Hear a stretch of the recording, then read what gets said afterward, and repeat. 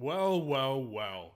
Here we are, night before Thanksgiving, discussing Week 13 fantasy football, and we've got another issue. And we've got plenty of injuries to talk about, obviously. We've got 3 games tomorrow. Happy early Thanksgiving to you guys. And it's going to be a great day of football. Honestly, I'll be honest, as a football fan, I'm not super psyched about tomorrow's games. I feel like the majority of these games are not actually going to be that good. But of course, I'm just excited for family, food, and football. The 3 Fs, it doesn't get much better than this.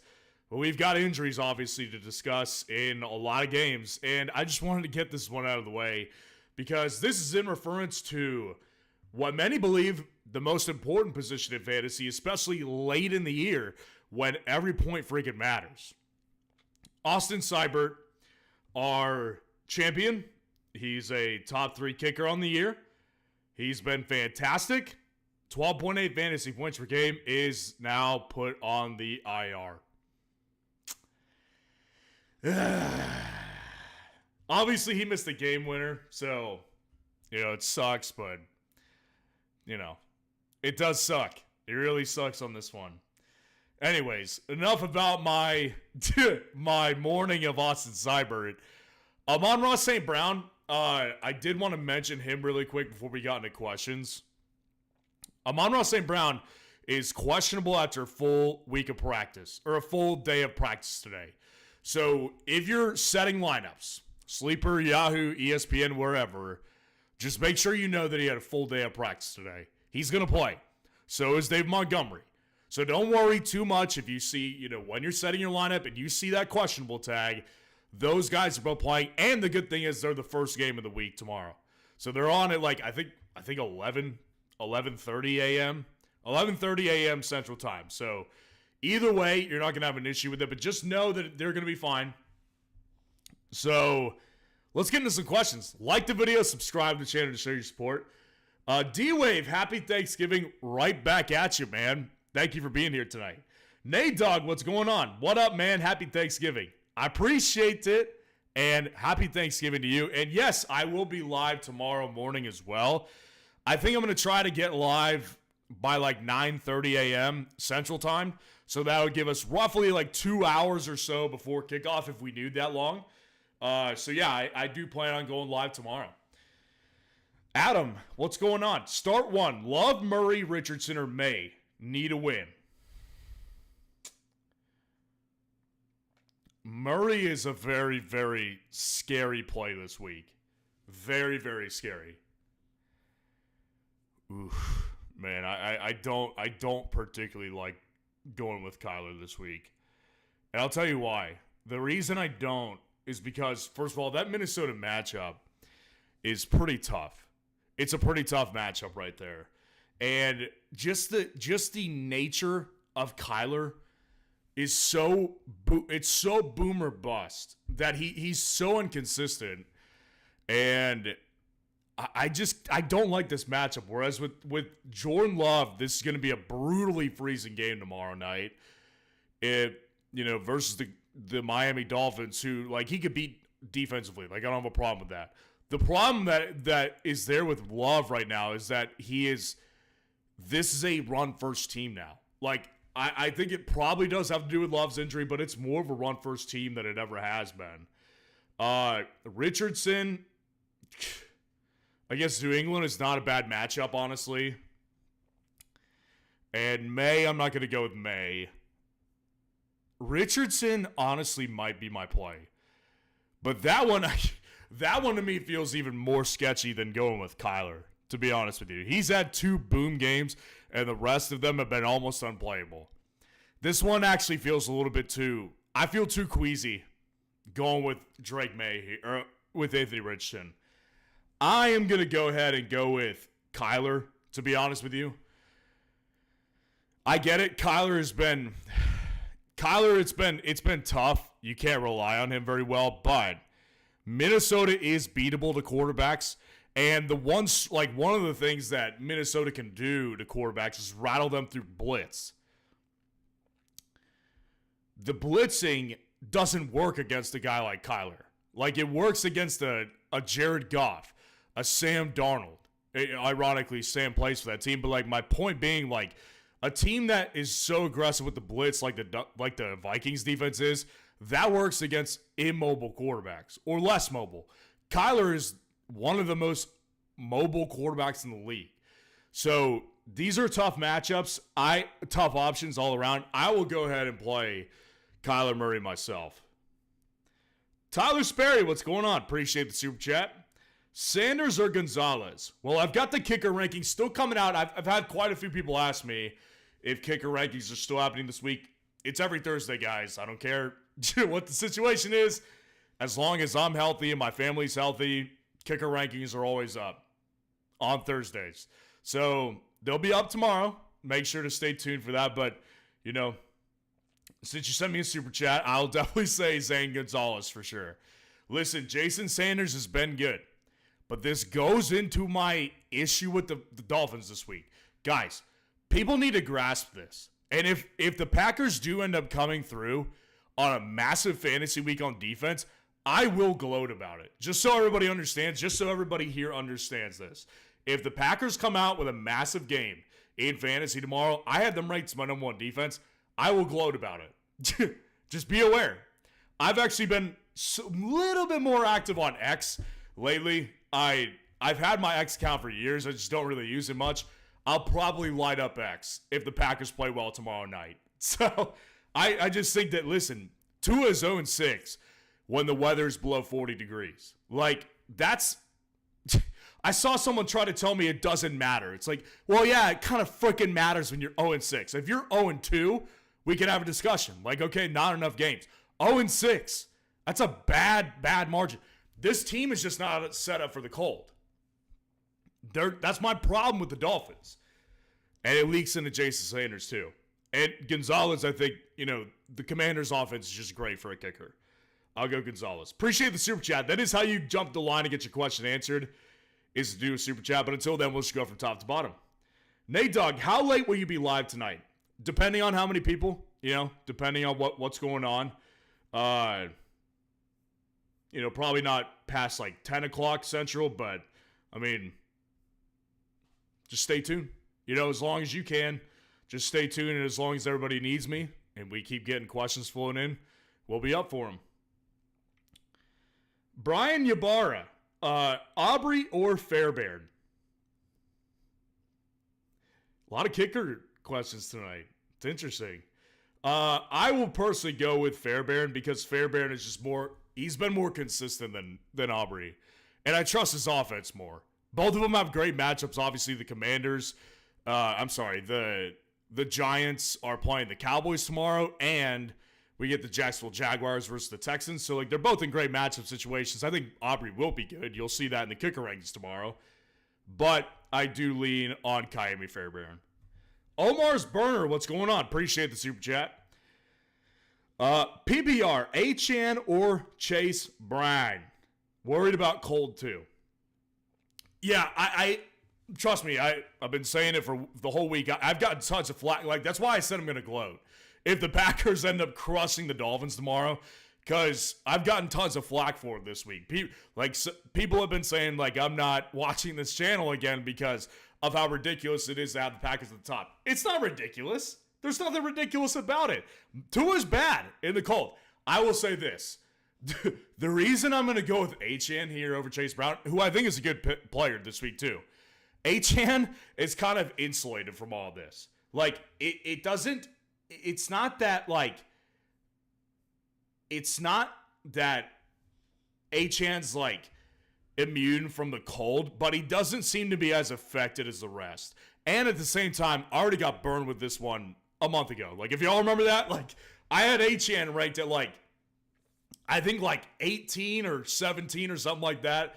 And y'all crushed me for it. And y'all were right, by the way. I'm not complaining. Y'all were right that I was too low on Achane that week. It was versus the Bills. I thought they were going to get crushed. Achane crushed the Bills. So I just think that the reason I say Achane is insulated is because of the fact that he is just so fantasy important and just gets everything for this team through the air and on the ground.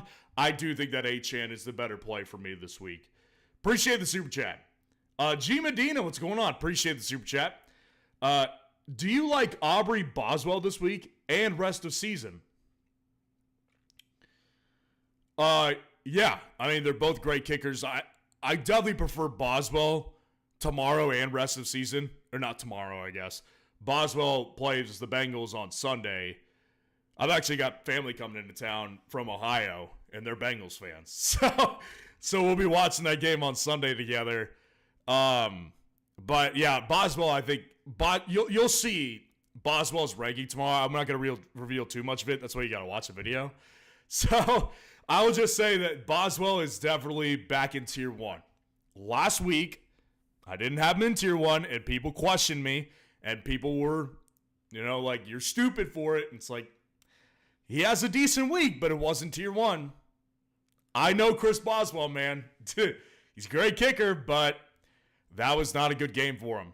This week, I do think it's a much better game because they're going to have to score to keep up with the Bengals. The Bengals are going to put up tons of points on the Steelers. You think the Steelers' defense is good? I think they are too, but I also think the Chargers are a good defense, and they ripped them to shreds. I also think the Ravens have a good real-life defense. They got ripped up twice versus the Bengals. The Bengals are ripping good defenses to shreds. You know why? Because their offense is one of the top 3 in the league, actually. So the Steelers are, they're going to have to keep up. And Boswell's going to have a busy day. So yeah, Boswell is my preferred guy this week and for the rest of the season. But I do think Aubrey is going to be good tomorrow. And I do think he will have some more moments throughout the rest of the year as well. Appreciate the super chat, G Medina. All right, let's go back up to the top.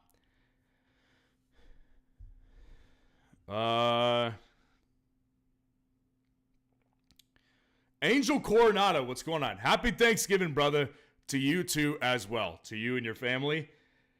For week 14, okay. Need a quarterback. Wilson, Levis, Cousins. Thanks.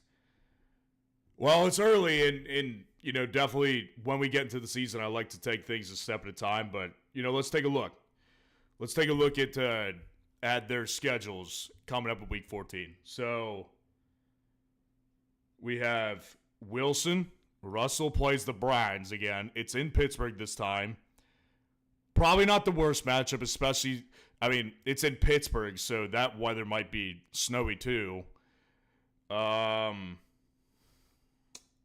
Levis plays the Jags. It's a great matchup, but my gosh, it's just so hard to rely on Will Levis. Did they play the Jags already this year?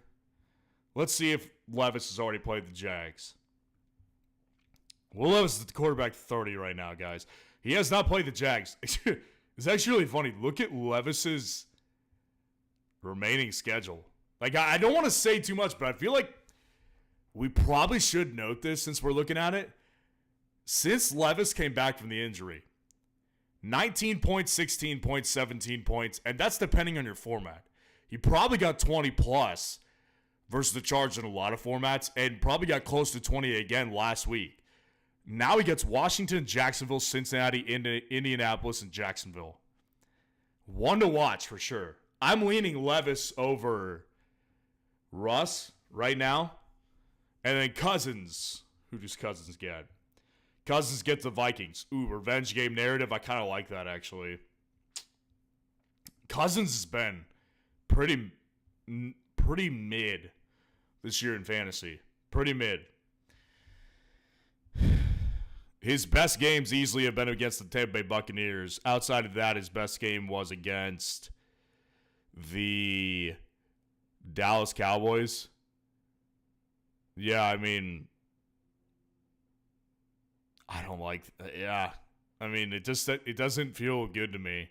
A lot of interceptions this year from Kirk, and goes some stretches without having a passing touchdown. I don't know. You may think I'm crazy. I'm personally going to go with, as of right now, I will go with Levis. Now, here's the caveat. If Levis comes out and looks horrible next week, or this week rather, then I'm going to switch my pick to Russ. But right now, Levis, like I just highlighted it, and I want to do it again for people who may have just joined. because I'm not crazy. We're not crazy for looking at this. Look at Will Levis as he came back from the injury week 10. Depending on your format, he probably scored higher. 19 points, 16 points, 17 points. And look at his remaining schedule. Washington, Jacksonville, Cincinnati, Indianapolis, Jacksonville. He might be a decent fantasy play. He might be. It's possible. So that's how I feel about that one. Jake Rudloff, what's going on? Appreciate the super chat. Stroud or Richardson? Pick 2, PPR, Rachaad White, Juwan, or Reed. Yeah, Stroud I think is actually going to be a solid play. And I know that feels gross. Like, playing Stroud right now feels pretty nasty. It feels dirty. Like, the last game he's had that has been in the 20s was against Week 6 in New England. That was the first game without Nico. Now that he has Nico back, has a good game versus Tennessee. Solid game, not great, but I mean, his upside this year has been bad. Like, his best game was against Jacksonville, though, and he gets them this week. That's why I kind of like him. And like I said, with Richardson, I actually think Richardson could be a good play this week too. But with Anthony Richardson, the difference between him and CJ is that Richardson has had 2 boom games, but outside of that, it hasn't been just like disappointing. Like Stroud's games, if they're not big, are disappointing, right? Because of the hype on him, the draft capital. With Richardson, it's not that. Like Richardson has been unplayable outside of week 1 versus Houston and week 11 versus the Jets. Unplayable. Like it was not, they were not good weeks for Anthony Richardson. So I'm going to go with Stroud here. I get it. You know, I do think that Stroud could easily not give you a good week. But Anthony Richardson, the difference and the problem that I have with him is that if he doesn't do well, he busts. With CJ, he doesn't bust. He gets you really disappointing results, but he doesn't bust. And I think his ceiling is not as high as Richardson, but his floor is so much higher, and his ceiling is not that much lower. And then pick 2 PPR, Rachaad White, Juwan Jennings, or Jaden Reed. So, Juwan Jennings, if Brock is back, I'm all in on Juwan Jennings. Now, the good thing is that you do have Jaden Reed is obviously tomorrow night, but Rachaad White is also a Sunday game as well. Brock Purdy, I said this on the running back rankings video today. I've seen uncertainty. They're saying he's not throwing at practice still. Some people are saying he's day to day. Some people are saying he's week to week. He was limited in practice today, but it did not throw. Like, I mean, as of right now, like it's kind of looking like he's not going to play again this week. Like, it looks like he's going to miss this game. If that's a huge problem, obviously, Juwan Jennings goes from must start to like low end wide receiver 2/wide receiver 3. And then when I look at somebody like Jaden, who has been, Jaden, I love Jaden Reed. He's still a top 12 wide receiver this year, but there's been a lot of favors done for him because of injuries and inconsistencies from other wide receivers. But Jaden Reed is so fascinating, man. So fascinating. I'll tell you this, I'm playing Jaden Reed in my own league, in a dynasty league, and actually in one more league as well. I mean, it's not good, but I probably will go with him. This weather fits Jaden, and it fits the Packers. I'm going to go with Jaden Reed as one of them. And then if Juwan Jennings plays, I'll go if Brock Purdy plays, I'll go with Juwan Jennings. If he does not play and it doesn't look like he's going to, I'll go with Rachaad White. Because the good thing with Rachaad White is that his matchup is so strong. He gets the Carolina Panthers, so the matchup is just so strong for Rachaad White this week. Whereas Jennings, like the matchup versus the Bills is not particularly strong. The good thing that Jennings has on his side is that he's the target guy. So I don't think he's going to be a bad play. but at the same time, I don't think that he's going to be a good play. So I'll go with Rachaad White if Brock Purdy does not play. Either way, I'm going with Jaden Reed. Appreciate the super chat. Angel Coronado, what's going on? Appreciate the super chat. Pick 3, Ladd, Neighbors, McLaurin, and Kupp. And I was leaning Levis also, strictly because of matchup. I knew I wasn't crazy. I'm just planning ahead for the bye. Ladd, Neighbors, McLaurin, and Kupp. I'd definitely go with Cooper Kupp. I'd definitely go with McLaurin. And Ladd and Neighbors, like, I do think that Malik Neighbors with Drew Lock gives me more hope. It gives me more hope for Malik Neighbors. Drew Lock is a viable backup quarterback in this league, like, who has a strong arm. There could easily be a big play against the Cowboys defense. And honestly, I think that Drew Lock being the guy put him over Ladd McConkey for me this week. Even though the Falcons is a great matchup, there's still a lingering issue that I have with Ladd. And it's that Ladd McConkey still doesn't get targeted too much. Now, I think there's a couple reasons for it. Number one is because this team, they don't want to overuse Ladd. Like, I don't believe that they do. Because the root issue here is that Ladd is injured right now. Like, if you guys did not notice on Monday night, he was playing through an injury. That shoulder is not 100%. And it's been bothering him for weeks now. So, like, I don't think that he's all of a sudden going to get a massive workload when he hasn't eclipsed 10 targets this year. And he's so efficient on all of his targets. That's great. But I think that Malik Neighbors, like, the targets are never the issue with Neighbors. He gets targets. The issue has been horrific quarterback play and an inability for any quarterback to push the ball down the field to Malik Neighbors. Well, guess what? Locke does that better than Tommy Cutlets, and he did it better than Daniel Jones. Like, Locke, I think people might be surprised. Locke, I think I have a lot more confidence in I definitely have more confidence in him than Tommy Cutlets. And without playing it down, I think he has better upside for fantasy when it comes to Malik Neighbors and Tyrone Tracy, for that matter, with Drew Lock. Like, I actually am encouraged about it. I'll go Malik Neighbors along with Terry McLaurin and Cooper Kupp. And you're also leaning Levis also, strictly because of matchup. Let me go back to your original question. What was your original question? Okay. Yeah, week 14 quarterback. Yeah, like I said, keep an eye on Levis this week. If Levis has another really solid game, that will be against the Washington Commanders. So, like, he theoretically could be a decent play for the rest of the way because we just went through his matchups.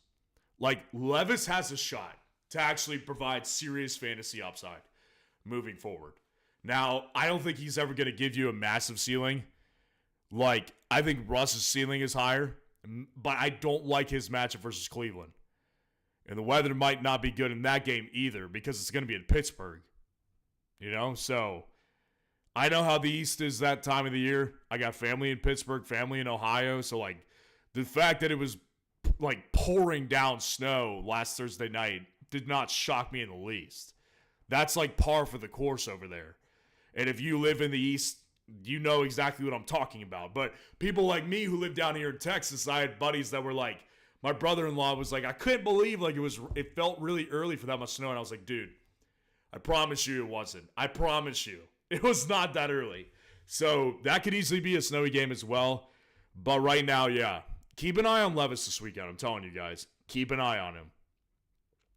Appreciate the super chat. Steve512, what's going on? Appreciate the super chat. Jonnu Smith or Taysom Hill? I mean, right now you got to go with Jonnu. I mean, Jonnu Smith, like, this guy, I think since, like, week 8, he's been the tight end 1. Let's see. Let's plug this in really quick. From week 8 on, I think Jonnu's been the tight end 1. No, he's been the tight end 3. Behind Taysom, ironically, and Kelsey. But the thing with Jonnu is that Jonnu, his role in this offense has become pretty prolific. Like, Taysom, I continue to get flack over this one. Like, Taysom Hill, the problem I have with him is that this is a par for the course thing every year. And this guy is 34 years old. Like, if you expect Taysom to provide you another massive game like that, you're kidding yourself. And even if he just does like a 20-point or 15-point game, like, I still think you're a little bit kidding yourself. Like, 2023, he did the exact same thing. He had a massive game in week 8, and then he didn't hit 20 plus again. Chicago actually was a good week too. Like, my point being that if you go down throughout his entire career, like, there's always one or two in the year that he does massive on, and then it doesn't turn out to be much after that. Seattle in week 5 in 2022, 34 points. You know what he did after that? Nothing, basically. Like, I'm not saying that Taysom is going to be irrelevant this week all of a sudden. Like, they kind of need him to a certain extent. But, like, I'm just not, like, I'm just not there with Taysom. Like, a lot of people are. I like him. I'd play him over, like, Kyle Pitts this week, for example. But, like, Jonnu, to me, feels more stable than Taysom Hill. That one feels more stable. So, I'd go with Jonnu Smith, personally. Appreciate the super chat. And then Steve again, yo, you rock, Ryan. Appreciate you always, Steve. It's always good to have you here. And I appreciate the super chat. Very generous, very special, and hope everyone has a good Thanksgiving tomorrow. We're not done, just saying. Happy Thanksgiving, everybody. Appreciate the super chat, Steve. Lucas O. Cruz, what's going on? Appreciate the super chat. D-Hop versus Las Vegas. Brian Robinson versus Tennessee. Gus versus Atlanta. Najee versus Cincinnati. PPR.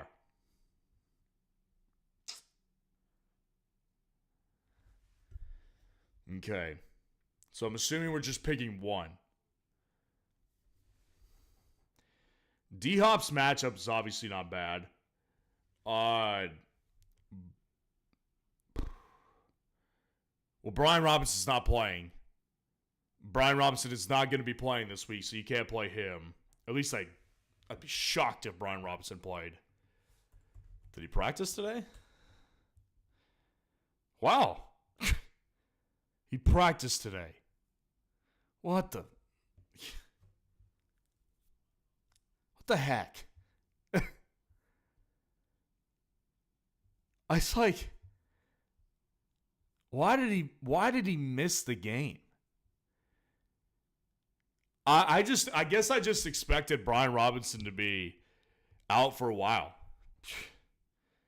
I don't get it, man. That one feels weird. I mean, it's great. Like, it's obviously fantastic. But, like, feels weird. I don't know. That one's bothering me. Obviously, if he plays, I like the matchup. Right now, I feel like I can't trust him. I feel like I can't. Gus, I can't trust either. Dude, guys, Gus has not been very good. Like, Gus Edwards this year, let's see what he's averaging fantasy points per game wise. Or, I'm sorry, not fantasy points per game. Just yards per attempt. He's been really not good. Gus Edwards is averaging 3.3 yards per carry. He's gotten in the end zone one time, which I think was against the Ravens the other night. Yeah, he got in the end zone. But, dude, he got 9 carries for 11 yards. And ironically, Atlanta is actually pretty tough against running backs. Maybe because you could throw all over them, but, like, Gus Edwards has not been very good. Like, at all. I think it's over for him. Honestly, I don't think he's the same player. And then Najee versus Cincinnati. I don't love Najee either, personally. Man. I'll tell you this. If if Brian Robinson plays, I'll play him. If he doesn't, I'm going to play. You know, you can't even wait on that. I'm going to go D-Hop. I'm going to play D-Hop. Because at least with DeAndre Hopkins, we know that he's going to play. And, like, he's been, like, he's healthy and available right now. With Brian Robinson, like, he's been so in and out of the lineup that it's, like, frightening to play him a little bit. Right now, at least, it feels like it to me. Like, I don't know how everybody else feels about it, but right now, it feels a little frightening to play him. To me, personally. So, yeah, I don't like that. I don't like playing Brian Robinson Jr. very much, to be honest with you guys. I'll go with D-Hop definitively this week. Appreciate the super chat, Lucas. Next up, we had Santana Torres. What's going on? Appreciate the super chat. Happy Thanksgiving to you as well. Thoughts on team for the playoffs? Hurts, Connor, Bijan, St. Brown, Garrett Wilson, Hawkinson, and Bucky. 12-man PPR. So, yeah, I mean, Hurts is obviously fantastic. Hurts had a little bit of a down week.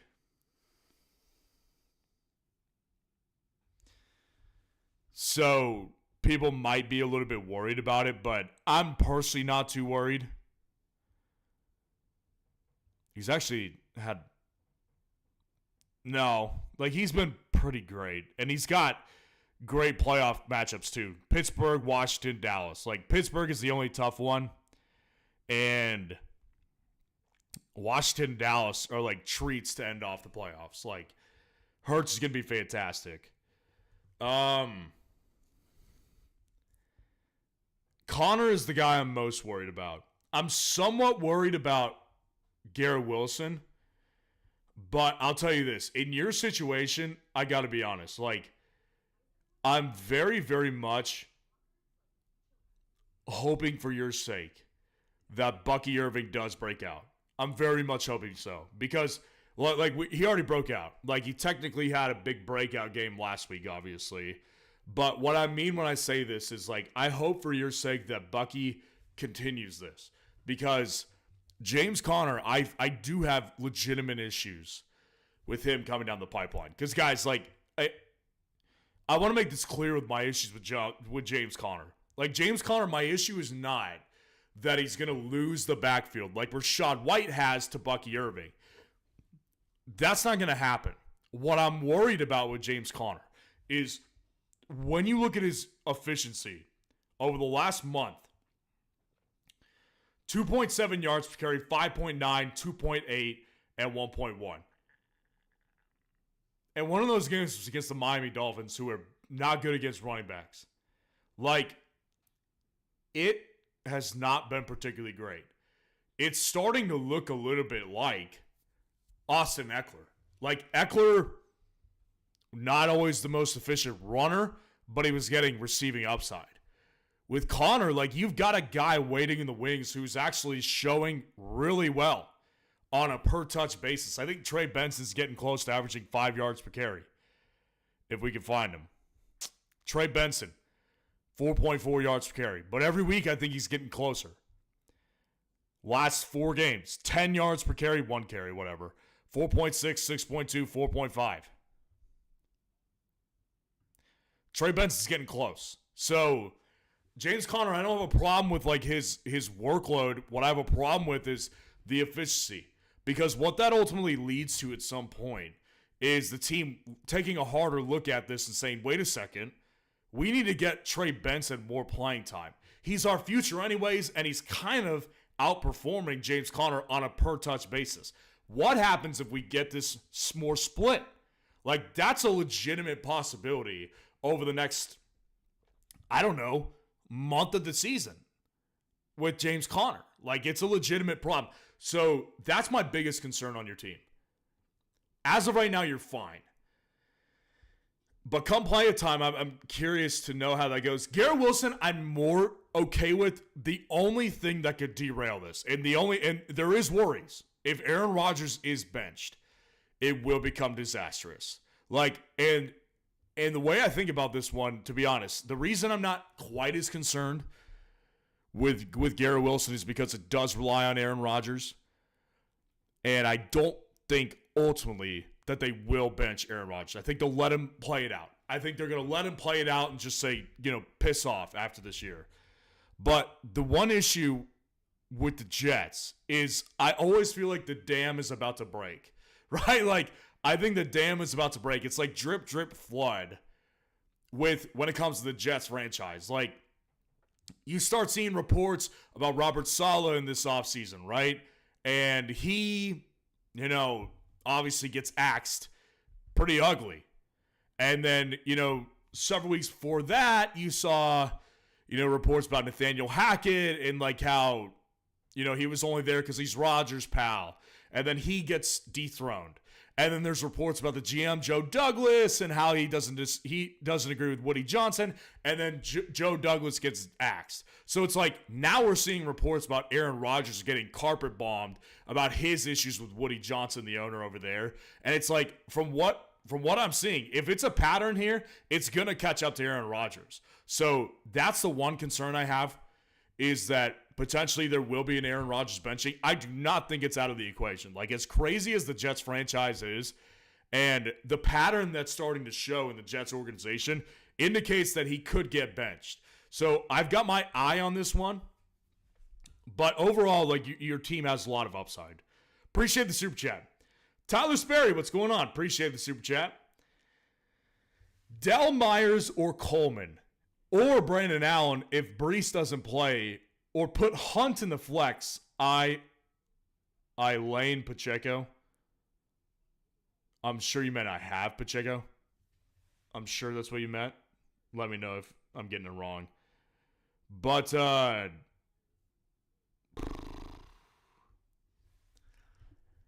well, Jacoby is always a solid option. And I got to tell you guys this. I know I haven't been doing the waiver videos as much. Keon Coleman, if he's on waivers right now, go pick him up. Because chances are decent, like, he got dropped. Right? And if you look at Keon Coleman, he was actually starting to break out before he went down with injury. Keon Coleman, if I can find him, here he is. Keon Coleman, the 3 games before he got hurt, 14.5, 15.5, 4.6, and he left early in that game. Actually, he didn't. No, he did. He left a little early. But he only had 2 targets in that game. Like, he actually was starting to break out a little bit there. So, Keon Coleman probably ends up playing this week. Probably won't play him the first week back, but I will say you have Pacheco. Okay, gotcha.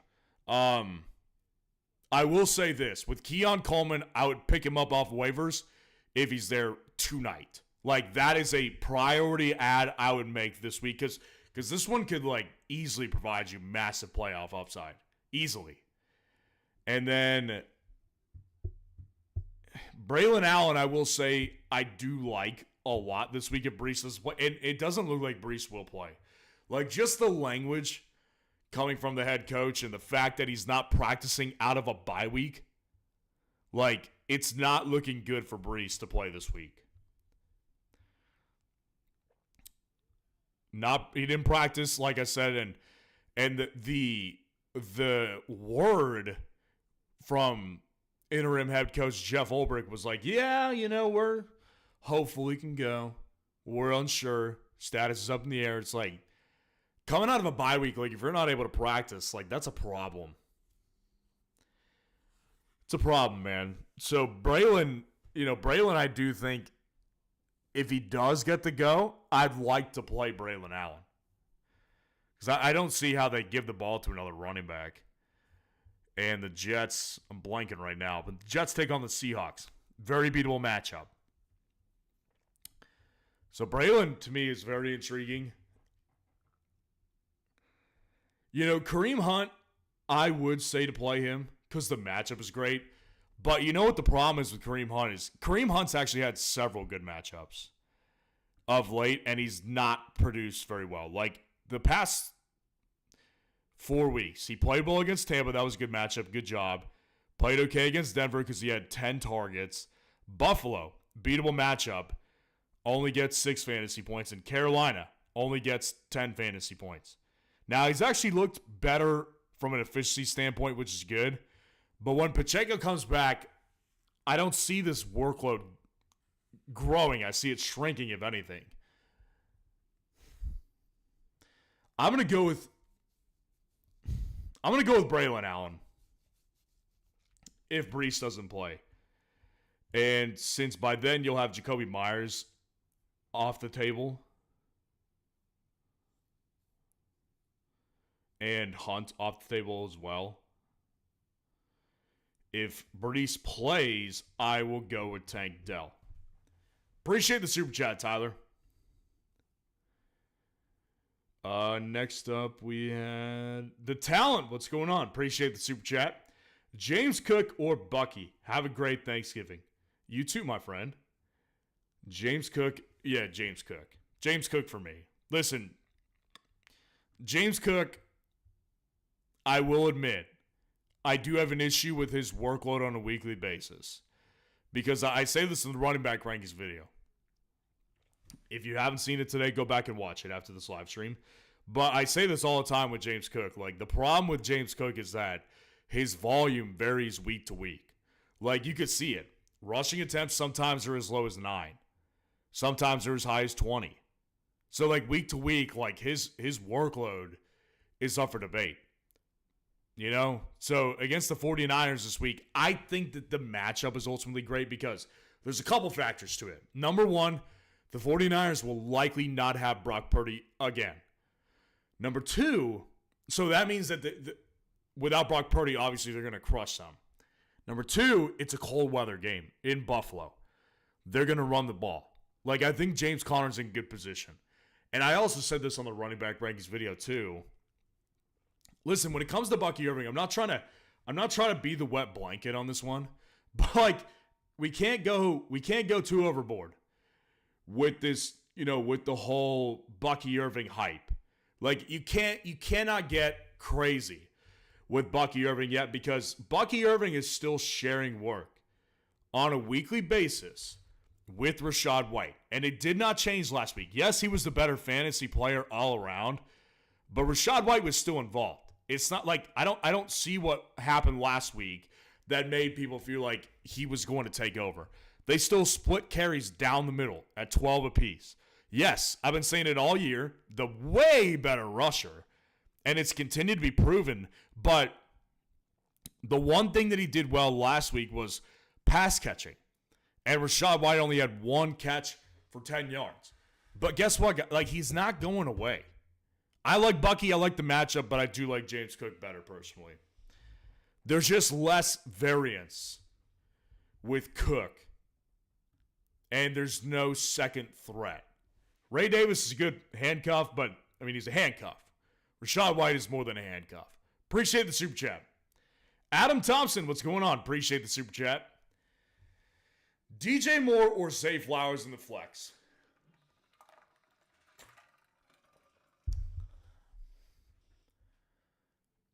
You know, DJ, it's funny because I'm finding myself wanting to play DJ Moore again. Like, I really, truly do. This week against the Lions, it's not good.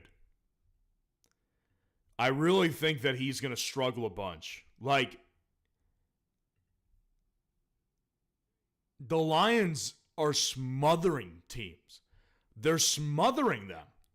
I mean, it's not like you can get much done. Like, they're smothering teams on the ground, and they're smothering teams through the air, too. Like, they're smothering teams. Like, there's no other word for it. I've overused it, but there's no other word to describe how the Lions are playing. DJ Moore, I like the direction, but the last 2 weeks he's played Green Bay and Minnesota, who are good defenses as well, but they're not smothering like the Lions are. So I lean against DJ this week because I don't think that 7 targets is going to equate to very much against the Lions. Like, that's just a different ball game. It's a totally different ball game. Whereas with Zay this week versus the Eagles, you know, the good thing about Zay is that he's not going to have to take on Quinyon Mitchell the whole time. Because, like, Quinyon Mitchell's been great. Like, Quinyon Mitchell and Cooper DeJean have both been revelations for that secondary this year. But Zay Flowers is different because he obviously gets slot work, tons. Like, he gets tons of slot work. So, I think Zay is a little bit guarded from a bad matchup. Whereas I don't think DJ Moore is. Like, DJ Moore will get tons of focus by an elite defense. I'm going to go with Zay Flowers this week. Appreciate the super chat, Adam Thompson. And then Monil Patel, what's going on? Appreciate the super chat. Devonta Smith or J-Mo? Pick two, Tracy, Javonte, or Pacheco. So I'll go with Devonta Smith over J-Mo. The only reason is because Devonta Smith, I think that matchup versus Baltimore, it's obviously great for a wide receiver. And I think that one has a lot of potential to become a shootout. I think it very well could become a shootout. Now, Devonta Smith definitely has his issues, but the matchup is ultimately great. Whereas with J-Mo, the one thing with the Bears is they've been brutal against wide receivers in fantasy. So J-Mo, every week, is already just a deep, like, big play threat. Like, and it always can happen. But at the same time, like, this matchup is so tough that I would rather take the matchup that I trust a lot more. I would rather take that opportunity. Pick two, Tracy, Javonte, Pacheco.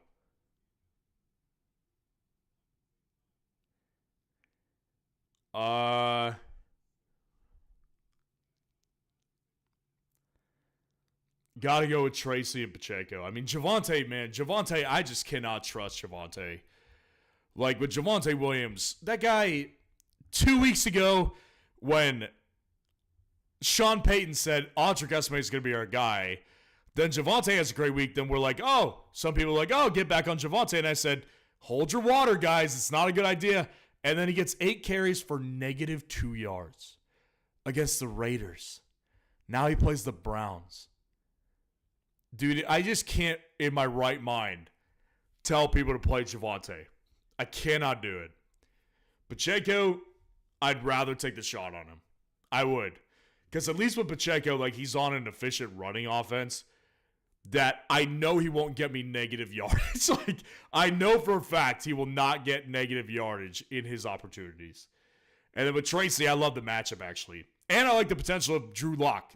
Tons more than I like the potential with Tommy DeVito. Appreciate the super chat. These two comments right here. Tetra and Fatimati said, Cooper DeJean got his hairstyle from Ryan. He wants to be Ryan so bad. Well, you know, many would agree with you that Cooper DeJean did steal my hairstyle. Because, listen, I mean, look at this hair. Look at this hair. This is great hair right here. You know, I was supposed to be bald. I was actually supposed to be bald. I was supposed to be next in line. Knock on wood. I pray to God every day that does not happen. So that way, Cooper DeJean can't steal it and claim it was his. Twisted Folk, what's going on? Appreciate the super chat. Half PPR, happy Thanksgiving to you as well. Crazy for wanting to play Reed over St. Brown. Whoa. Higher ceiling, lower floor. Team is Love, Ladd, Kamara, Jacobs, Brown, McBride, Boz, and Denver. I'll tell you this. It was crazy for me for a second until I saw that you had Jordan Love at quarterback. It was nuts. Like, I still don't think I could do it, to be honest. Like, it is just, there's no sense in doing it to me because it's not like Amon Ra has, like, some low ceiling, right? Like, we all know that Jaden has an elite ceiling. Like, that's why if you want to know the real reason why he's still the wide receiver 11 in fantasy right now, it's because of how dominant he was early in the year. Like, he had 2 enormous games at the beginning of the year. And since then, he's been bad to, like, a safe play. So, like, his ceiling is just as high as Amon Ra's, but his floor is a lot lower. So like it doesn't make a lot of sense to me to take that shot when I've got a guy who can hit the ceiling and he has a safer floor. Like, to me, if you would have asked me Jaden Reed over, Terry McLaurin, I would be more okay with doing that. Because, like, Terry's ceiling, I still wouldn't do it, but I'd be more understanding of it, to be honest with you. And I'm not trying to, like, crush your plan here.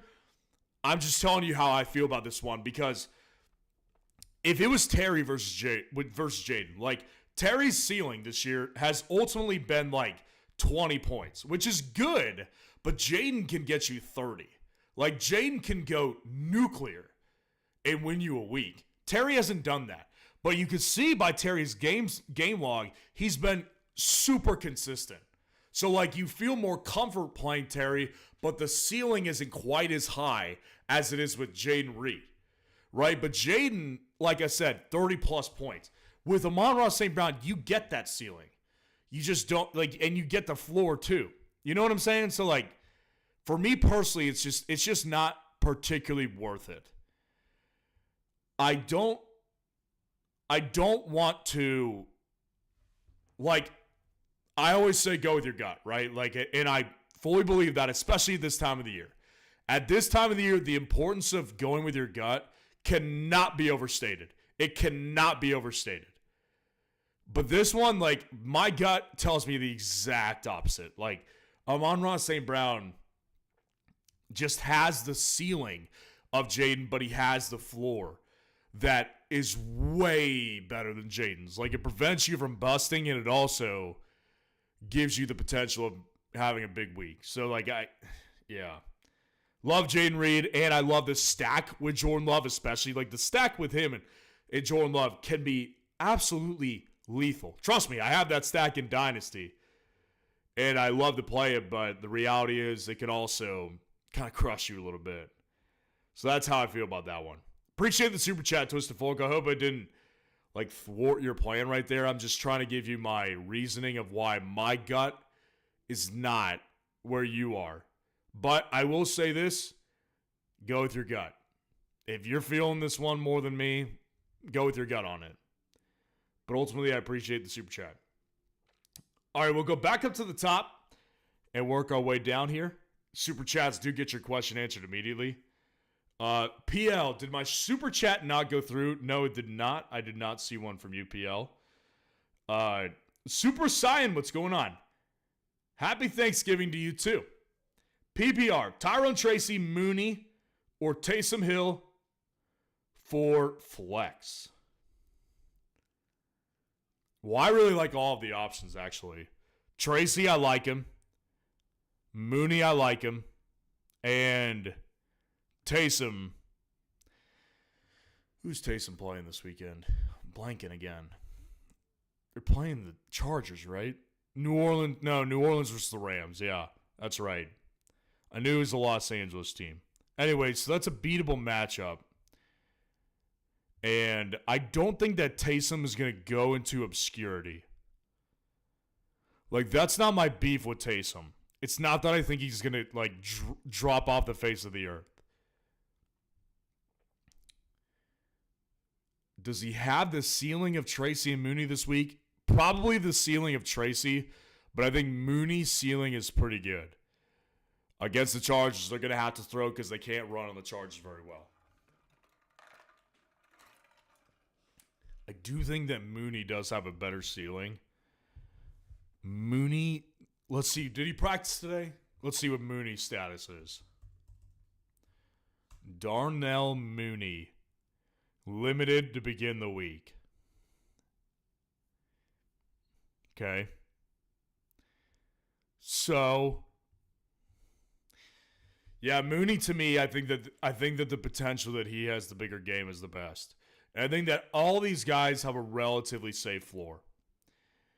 It's ultimately going to be a ceiling play for me, and I think that belongs to Mooney because they all have a pretty safe floor. That's how I feel about that one. Blue Line 757, appreciate the super chat. Need 3 full PPR. Brown, Walker, Gibbs, and Irving. Thank you. Yeah, I'm going to go with Walker and Gibbs for sure because I personally really think that Walker and Gibbs are going to have great games.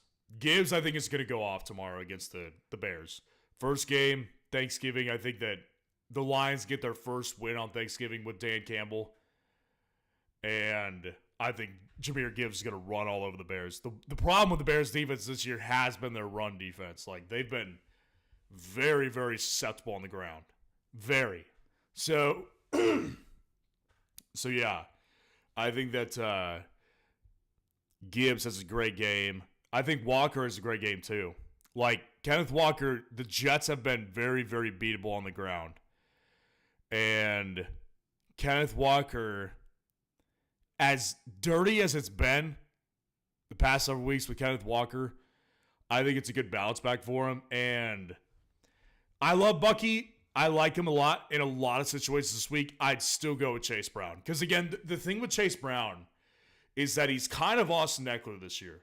Like, that's kind of what he is. Like, Chase Brown is a fine runner, but there's a lot of weeks where he puts up, 3.2, 3.9, 2.7, 2.9 yards per carry. Like, there is that potential with Chase Brown on a weekly basis. But you also get the massive receiving upside that he gives you. Like, look at his past 4 games. 4 targets, 5 targets, 11 targets, 7 targets. And 3 out of the past 4 are above 35 yards receiving, and he's got a reception touchdown. So, like, his floor is pretty high. I don't think that Bucky's floor is as high as Chase Brown's is. So, I will go with Chase Brown. I'll go with Walker and Gibbs. Appreciate the super chat. The J DeSimon, what's going on? Appreciate the super chat. Big play league. Dell, Worthy, Gus, Keon need 2 or could grab Braylon if Hall is out. Also, Standard League, Goff or Stafford. Happy Thanksgiving. Happy Thanksgiving to you as well. Okay. Big play league. Dell, Worthy, Gus, Keon need 2.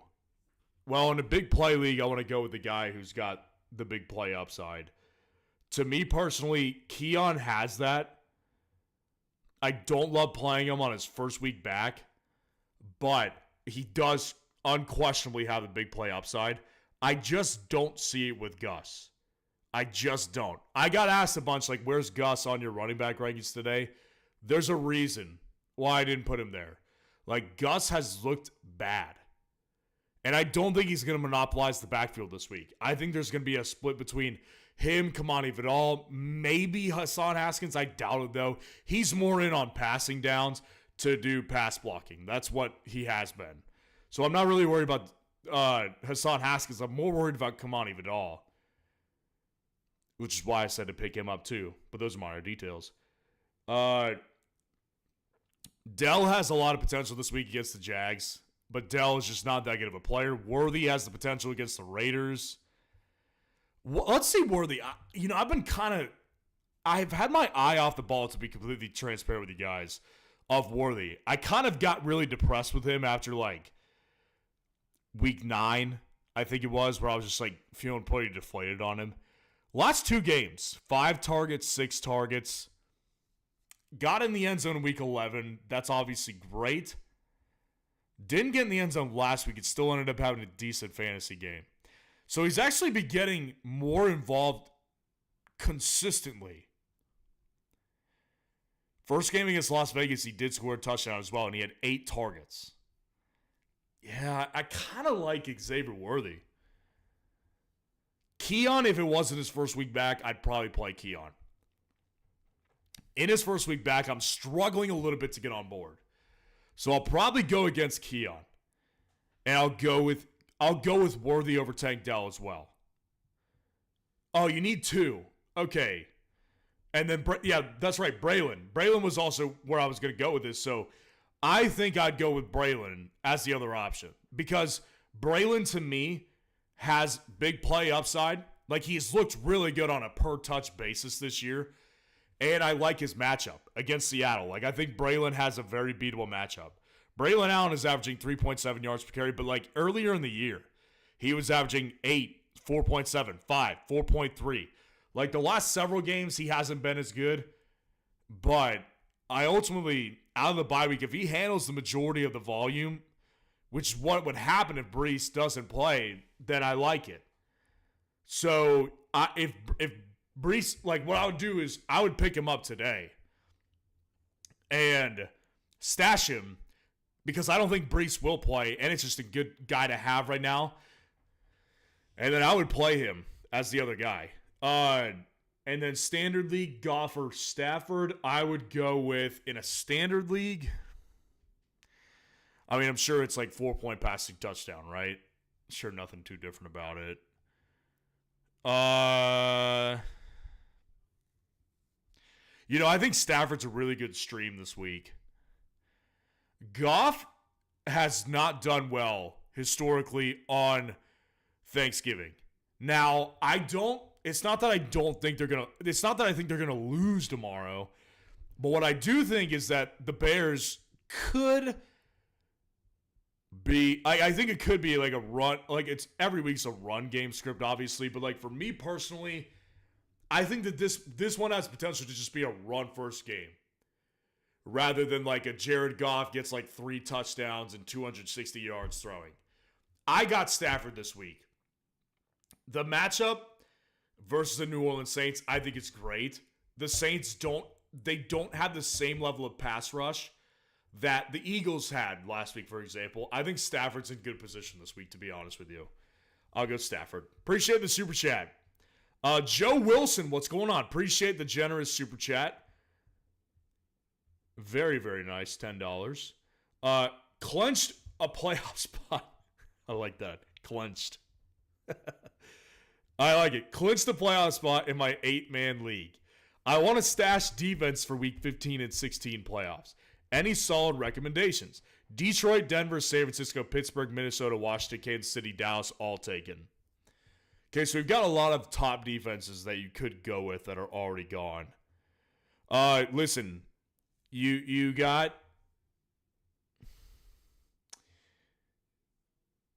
I came out with the playoff ranking video a couple weeks ago, and that's going to be updated next week. So make sure everybody watching, stay tuned, just so you know, playoff rankings for defense will be updated next week. Stay tuned for it. Now, I don't think there's going to be a ton of changes. Like, I've looked over a lot of defenses, and I feel still relatively good about, like, the options that I had chosen. There are some that have fallen, and some that have risen. Now, for me personally, a defense like Tampa is definitely going to be one to watch. Like Tampa Bay, their last couple games, they've got the Chargers in week 15, which is not great. Okay, you don't have week 17. I might feel a little bit different about this one. They've got Las Vegas week 14, Chargers week 15, Dallas week 16. Dallas in week 16 is a good one. Because I get it. They just had a good game last week. Like, that ultimately doesn't deter me from knowing who they are. And that's not a good offense. Like, they're still not a good offense. That doesn't change because they 1 week had a good game against the Commanders. The one thing that I also like about the Bucs defense is that they can have big games. Because they are still run by Todd Bowles, who I do think is a really good defensive mind. So that particular week 15, I don't love it, but I do love it in week 16 with Tampa Bay. Who else? Is Houston taken? Because I think Houston has a good one too. Yeah, Miami and Kansas City, which, like, you know, that's...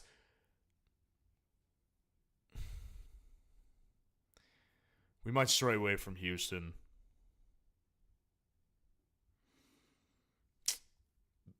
Packers. The Packers, I do remember liking. The Packers in week 15 and 16. Seattle and New Orleans. Now, Seattle doesn't sound great, but it is. Because Geno tosses 1 to 2 picks per game.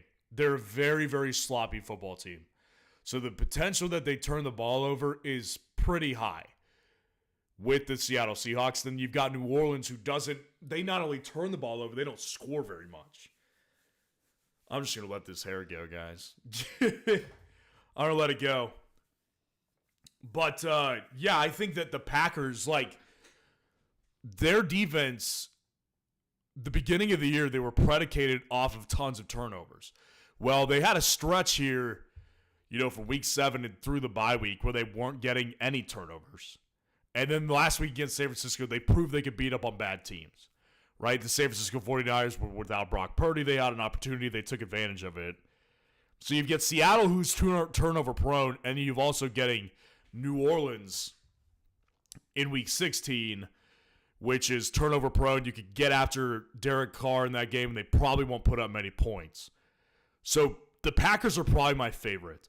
I would prefer them over the Bucs because not only have they've been better than fantasy season long than the Bucs, they've also been just they've got two better matchups. Like with Tampa, you only have one. With Green Bay, you've got two, week 15 and 16. I like the Packers as the best one. Appreciate the super chat. Blue Line 757. Appreciate the super chat. I'm back. Need 3: Jennings, Marvin, McConkey, and Ridley. You have Jaden Daniels. Okay. Well,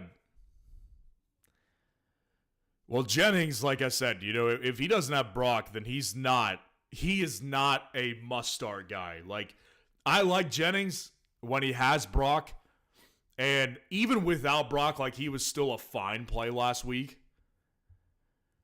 But, like, his ceiling is definitely taken away. Like, you take away the ceiling when you take away Brock Purdy, but he still got 7 targets, 5 catches for 40 yards. You know, that will be the problem, ultimately. Marvin, to me, personally, just makes more sense, I think. In a matchup versus the Vikings, where the Vikings have been so beatable through the pass. It's been crazy. Like, they're kind of like the Ravens, except even more shocking because the Vikings defense has been so good this year. And their pass defense is abysmal. Abysmal. They're so beatable through the air. So I like Marvin this week, actually, kind of surprisingly so, right?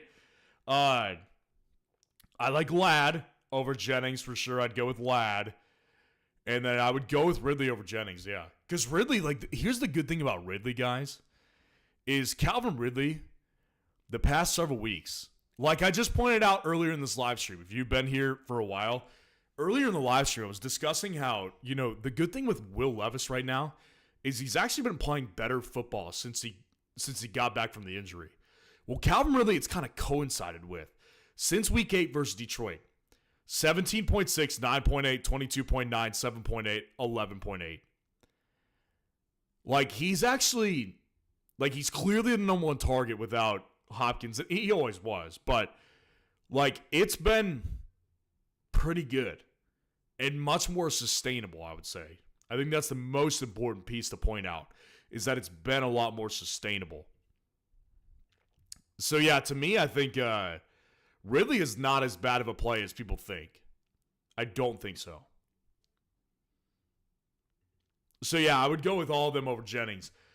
The good thing is that all 3 of these guys, all 4 of them, are Sunday games. So you theoretically could play this out, see if Brock is going to play. Even though they have the Sunday night game, like if we come to noon on Sunday, let's say, and Brock, we still don't have good word on him, then yeah, put Jennings on your bench. But if we come to noon on Sunday and we know that Brock is in or out, then we can just easily slide him in. And the guy I would slide him over would end up being Calvin Ridley. But as of right now, I would go with I would bench Juwan Jennings out of the 3. Appreciate the super chat. Bucky Dent, what's going on? Appreciate the super chat. Thoughts on Neighbors this week? Flex Neighbors, Brees, Jonnu, or Debo? Yeah, I like Neighbors. Like I've got I think the highest hopes that I've had for Neighbors in the better part of 2 months. Like, honestly, I have pretty high hopes for Neighbors right now. The past 2 months, since that Dallas Cowboys injury week 4, 6.1, 10.6, 10.4, 7.8, 9.4. That's been his fantasy upside. And again, the good thing, we can see it as good now because I think that he's getting the best quarterback he'll have all year. Ironically, I think Drew Lock is the best quarterback for Malik Neighbors in fantasy. Targets have not been the problem. 8 targets, 13, 11, 10, 9. Targets are not the issue. That's the good sign. Dallas is a great matchup tomorrow. I love the matchup. However, if Brees plays, I'll ultimately play Brees over Malik Neighbors. Yes. The good thing is, I don't think you're going to have to do that. And ultimately, since Brees is not playing tomorrow and Neighbors is, I've got to put Neighbors in over Brees. Would I play him over Jonnu? I'd play him over Debo for sure. Would I play him over Jonnu? That's the real tester. I think I would. Yeah, because I do like Jonnu a lot, and I do think that his role is going to be very sustainable. However, like over the past month, he has had 4 target games, 6 target games. 6 targets aren't bad for a tight end, but at the same time, like you look at Jonnu, and he's important to this offense, but he's not as he's not the key to this offense. The key to that offense is Tua. The key to the Giants offense is 100% Malik Neighbors. And like I said, I do really personally think that Neighbors is in a good spot this week. I personally do believe that Neighbors will have the best quarterback that he's had all year for fantasy. I've got to go with Neighbors this week. Appreciate the super chat. All right, we'll go back up to the top, go from top to bottom. Super chats do get your questions answered immediately, but we'll just go from top to bottom. Cody Miller, what's going on? I need to pick either Jennings or Tyrone Tracy Jr. Help this brother out. Well, it's going to be an easy Tracy Jr. for me because Tracy's playing tomorrow, and Jennings is not playing until Sunday night. And we don't know, as of right now, whether Brock is playing or not. In fact, it probably looks like Brock won't play, if I had to guess. So with Brock, I just don't personally think that I want to put my chips in the table for Brock. Like, it just doesn't make a ton of sense to do that when I've got a guy that I actually have not a ton of confidence in, but I've got high hopes for tomorrow. Matchup versus Dallas is great, and I do think that, I've been saying it all night, I think that Drew Lock will give this team the best chance to win out of any quarterback they had, including Daniel Jones. I think Drew Lock is the best quarterback in that room, unquestionably now, but I think he was with Daniel Jones as well. So that's an easy Tyrone Tracy for me. G. Medina, what's going on? Appreciate the super chat. This week, Kyler Love, Caleb Williams, Winston, Carr, and Rodgers. Ooh. Well, I'm not playing Caleb this week. There's no way. I get it. Caleb's been fun over the past several weeks, but like I said, the Lions, the way they're smothering teams right now, it's too sketchy, man. It's way too sketchy. Minnesota, as good as their defense has been in fantasy, they've been way more beatable than the Giants in real life. Like, the Detroit Lions are literally smothering people, man. I don't like it. Can't do it. Can't do it. Bonus points and a free hat to anybody who can get that reference. Can't do it.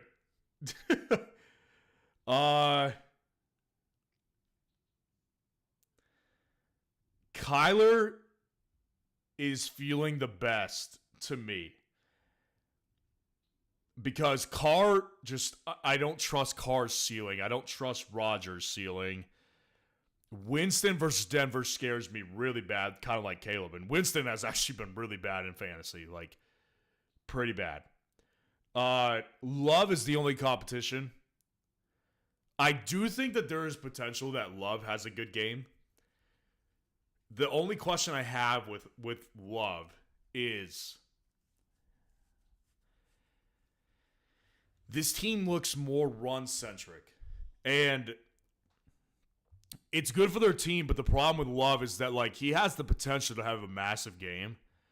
This feels more like a run game. Like, the weather report, let's take a look at it.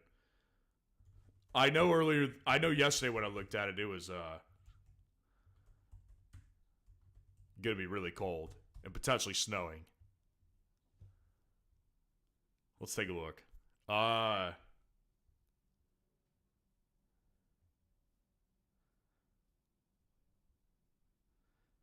28 degrees for kickoff. Wind chill will be around 19 degrees. Temperature will drop to around 26 by the end of the game.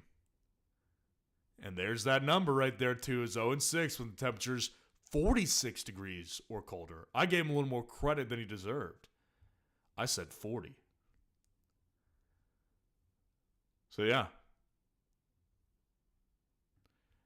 I do think that this sets up as a game script to where they'd be able to run the ball with Jacobs more than they'd have to use Jordan Love.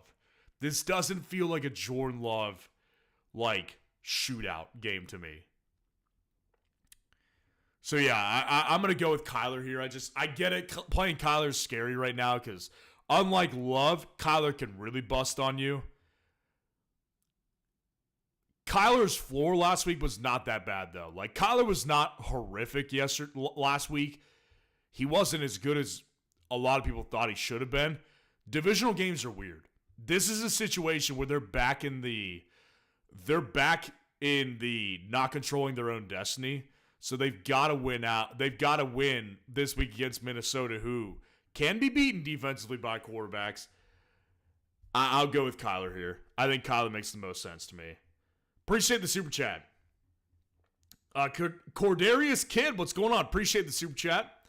My starters are Hurts, Pickens, Keenan, Bijan, Jacobs, Jonnu, Monty, Vikings, Fairbairn. And the bench is Reed, Adams, Cooper, McPherson, Tampa. What do you think? Okay. So quarterback looks great.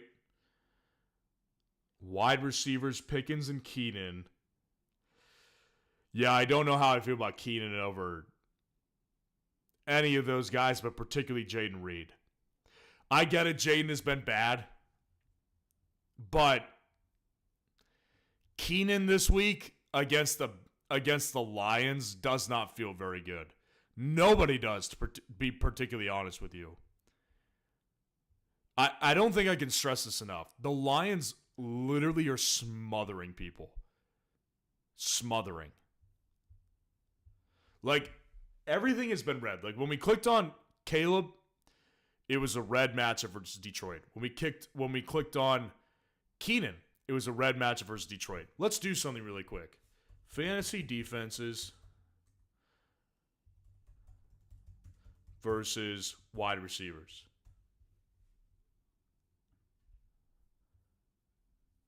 Let's take a look at this. Fantasy points per game. Let's see what the Lions line up. The Lions are... Okay, they're actually pretty beatable through the air, ironically. But I don't know why they're red. So they're beatable versus wide receivers. Okay, so maybe my theory is not good. Yeah, I still don't know how I feel about it personally. To me, this is more of a gut call. Because I'll give you this. Keenan Allen last week was obviously, it wasn't just great. It was kind of like, if you look at the last several weeks out of the bye week, he's actually been way more involved than he had been at the beginning of the year. It looks like he's more healthy right now. So, but when you look at the production, it hasn't matched up with it, right? So I just don't personally myself feel very good about this. Minnesota was a great matchup. Detroit is better. Or I'm sorry, they're worse, but maybe not as bad. But again, it ultimately, I'll tell you why I don't feel good. The reason I don't feel good about this one is because ultimately what it comes down to is that with Caleb in particular, going up against the Lions defense when they're this hot just does not feel like a winning proposition. I think Caleb, the past 2 weeks, has gotten a little bit of breaks. Like, he almost beat the Packers and the Vikings. And I think that they're good teams, but they're not playing on the level of the Lions right now. So I don't think that Caleb is going to have a fun game. If it were me personally, my gut tells me to play Jaden Reed. But I will tell you this, that is more of a gut call, and I can admit that. Your running back picks are good. Jonnu at tight end is good. Monty at flex is good. The only thing I would say about this is move Monty to either Bijan or Josh, move Monty to Bijan's spot. So that way, Monty is not taking up your flex spot for the next several days. Because, what if George Pickens pulls a hammy in practice tomorrow or Friday? Or, Bijan Robinson gets hurt. It's like you want to have that flexibility in the flex spot. So put Monty in Bijan's spot and put Bijan in your flex. Just so you open up the flexibility. Vikings defense is a good play this week. Fairbairn is a great kicker. The only thing I would change personally if it was my team is I would be playing Jaden Reed over Keenan Allen. That's the only thing I would do. But I would say that's a gut call. That's a gut call. Appreciate the super chat. Leo Wyatt, what's going on? Appreciate the super chat. If Breece doesn't play, Brian Thomas Jr., Odunze, Judy, and Dell.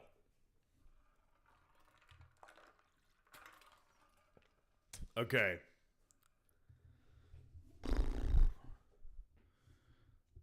Brian Thomas Jr. is not somebody I'm looking to play very much. Judy gets in all likelihood, the Pat Surtain treatment this week, which I don't like. Dell has a good matchup. I'm not playing Brian Thomas Jr. I'm not doing it. Does he get Trevor Lawrence back this week? I know he returned to practice yesterday, I think. Let's see. Trevor freaking Lawrence. He's garbage, but he's better for Brian Thomas Jr.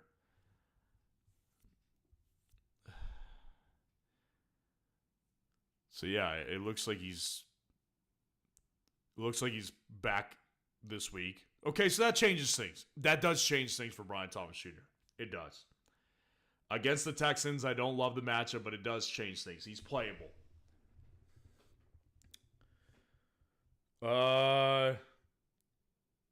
In that report, it did also say that he's still not ruling out surgery. Whatever. Brian Thomas Jr. is definitely more playable with Trevor Lawrence, obviously.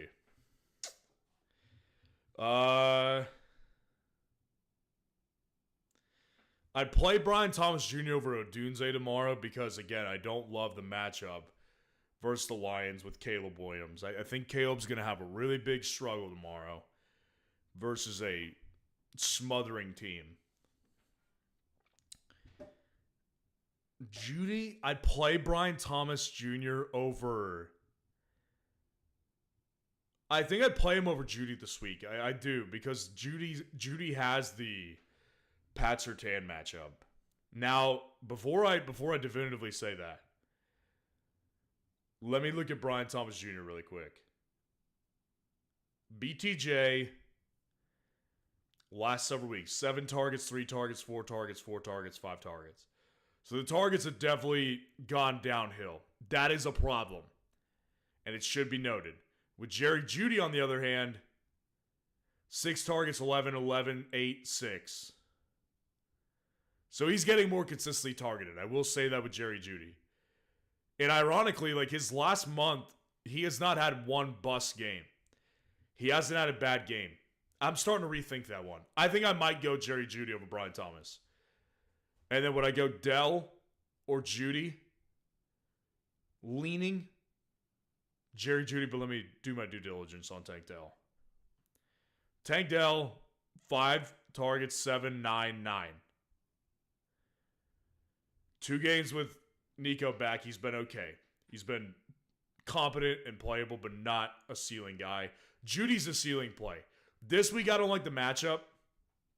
The one thing I will say about his matchup, though, with Jerry Jeudy is that I think that he is probably in a better spot that I'm giving him credit for, because I've watched the past several matchups with Pat Surtain, and unless it's like a big name wide receiver, like he's not shadowing quite as much. Like he didn't shadow Jacoby Myers last week. He didn't. I watched that game, and he was not shadowing him the entire game. That's why Jacoby Myers was able to have the game that he had last week, which was a great game, because he wasn't getting shadowed the whole time by Pat Surtain. Like, it just wasn't happening. So, to me personally, I do think that, I just do think ultimately that Jeudy can get loose enough when Surtain is not guarding him, because I don't like him against Surtain at all. I'm not a big Jeudy guy, if you guys haven't noticed. Yeah, I think I'll go with Jeudy out of this group. Appreciate the super chat. All right, we'll go back up to the top. Super chats do get your questions answered immediately, but until then, let's just go from top to bottom. That UFC nerd, what's going on?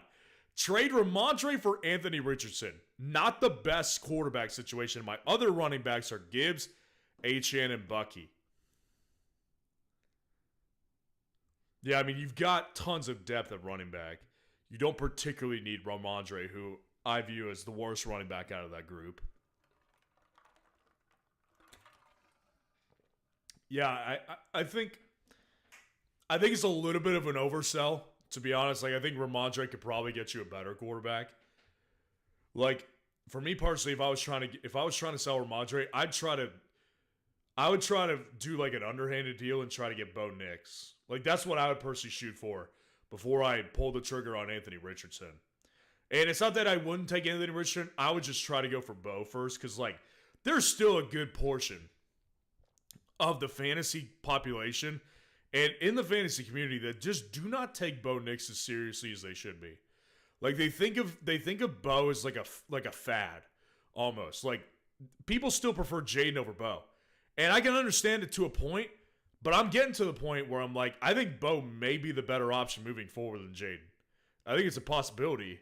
So, I would try to get Bo out of the deal before I got Anthony Richardson. I would try to see if I could get like a Sam Darnold. Maybe if I could get like a...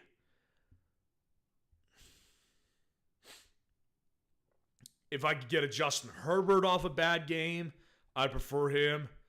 I think I would try quite a few options before I sent Ramondre for Anthony Richardson. I think you could do better than that. But if you can't, I probably would. Ultimately, if your quarterback situation is that bad, then yeah, I probably would end up taking it at the end of the day.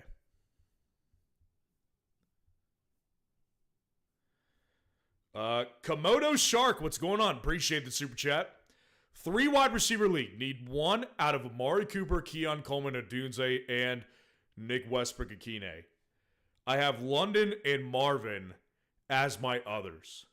Ertz or Laporta and Baker or Herbert. Amari, Keon, Odunze, and Nick Westbrook-Akine. You know, Nick Westbrook-Akine is on a little bit of a heater right now. I will tell you that. Nick Westbrook-Akine, where are you, my friend? There you are.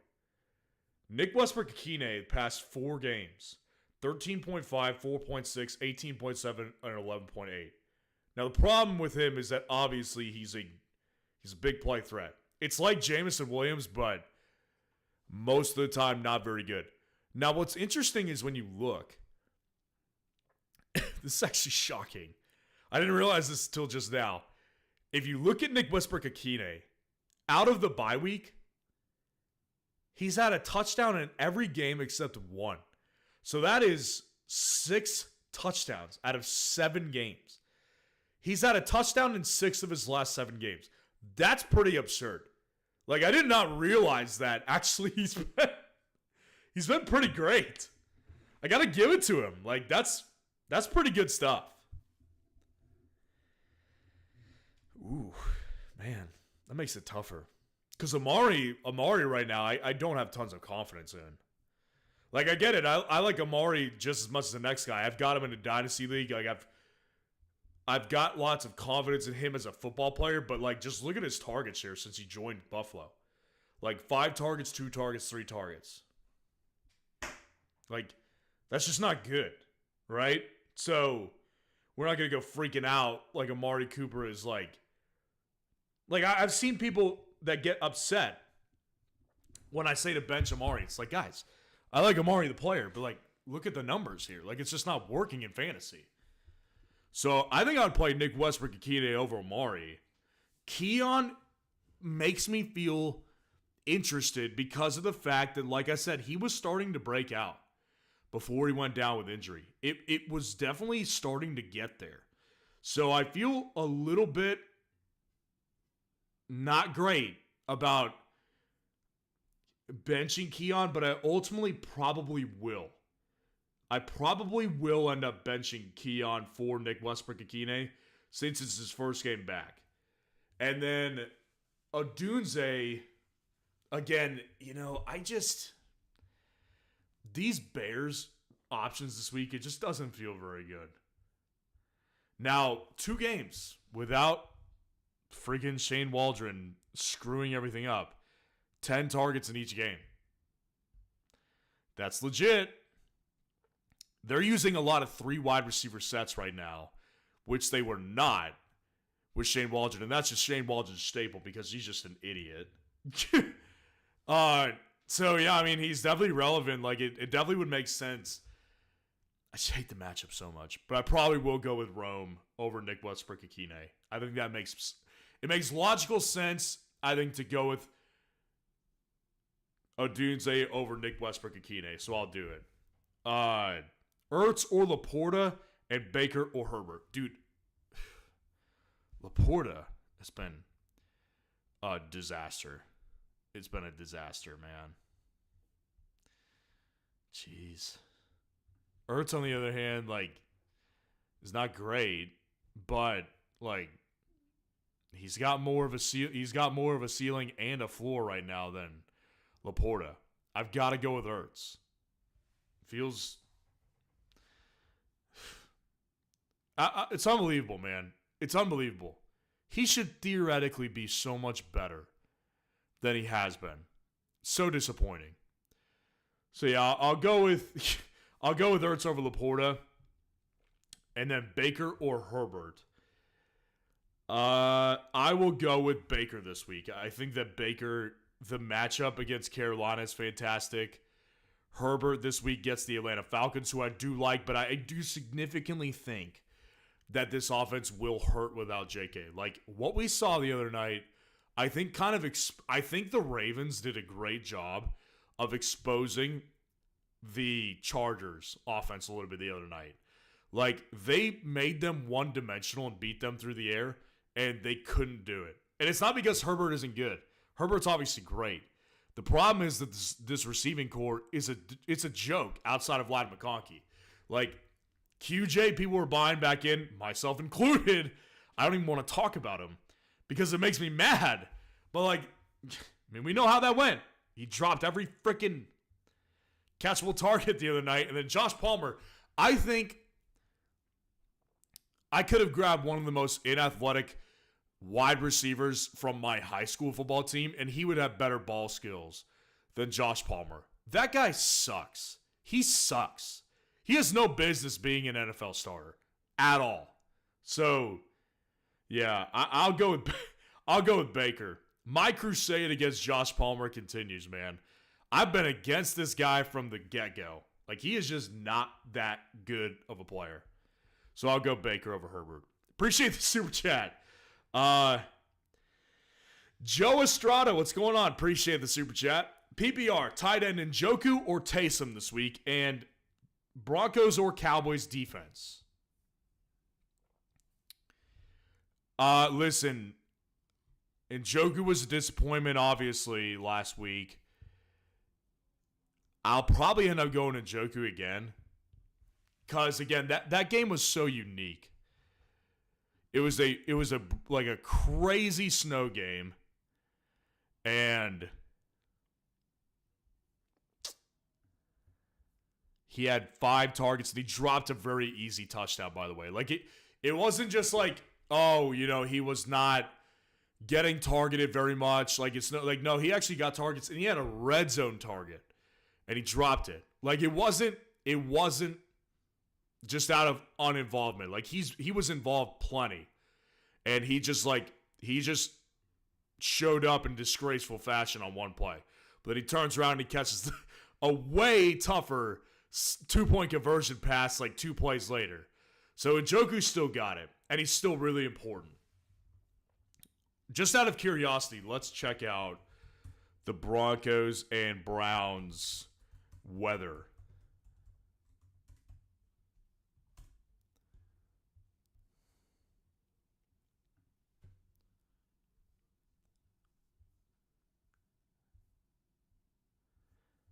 Partly cloudy, 40 degrees Fahrenheit. Okay, yeah, this is going to be fine. That'll be a fun game. Bills and 49ers, 80% chance of snow. That one's going to be...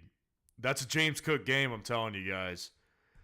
That's a James Cook game script. I remember that game against the Cowboys last year, late in the year, where it was coming down, and James Cook ripped the Cowboys to shreds. That's a side note. Anyways, I don't want to digress too much. Njoku over Taysom for me personally this week. I may be on here. Like, I will leave you guys with this. We're not done yet, but I will say this with Taysom. Like, with Taysom Hill, I may very well, I could easily see it. Me on Monday having to say how wrong I was about Taysom. Like, I could easily see it 100%. I don't know. I just don't see it being like super smooth sailing. Like, he's 34 and he's a jack of all trades. Sometimes he gets phased out. It just happens sometimes. So I might come on here and eat crow on Monday night and say I was really wrong about Taysom, but I'm going to go with Njoku. And then Broncos or Cowboys, I will go with the Broncos. Yeah, I know it sounds weird to play Njoku and go with the Broncos. Ultimately, when it comes to, like, position groups, like, unless it's a quarterback, it doesn't particularly matter. Sometimes it matters with running backs, but, like, with tight ends, like, it doesn't really move the needle that much for me to bench a tight end if I like a defensive play in fantasy. Because I get that question a lot, and I think that's worthy to say. With the Cowboys, listen, they're in the top 5 this week for a reason. I think they're going to be a really good play because they play the Giants at home on Thanksgiving. They don't want to get embarrassed, with 40 million people watching. But at the same time, I don't think that you can. I can't trust them as much as I can with the Broncos because the Broncos have been consistently great. They also are in a nationally televised, standalone primetime game. So for me personally, yeah, I think it just makes more sense to go with a defense that I just trust ultimately more. Appreciate the super chat. Jeremy Melendez, what's going on? Appreciate the super chat. Colts or Dallas? Lutz or Aubrey? Vele or Waddle? Ooh, that last one's interesting. Colts or Dallas? I'll go with Dallas. The Colts,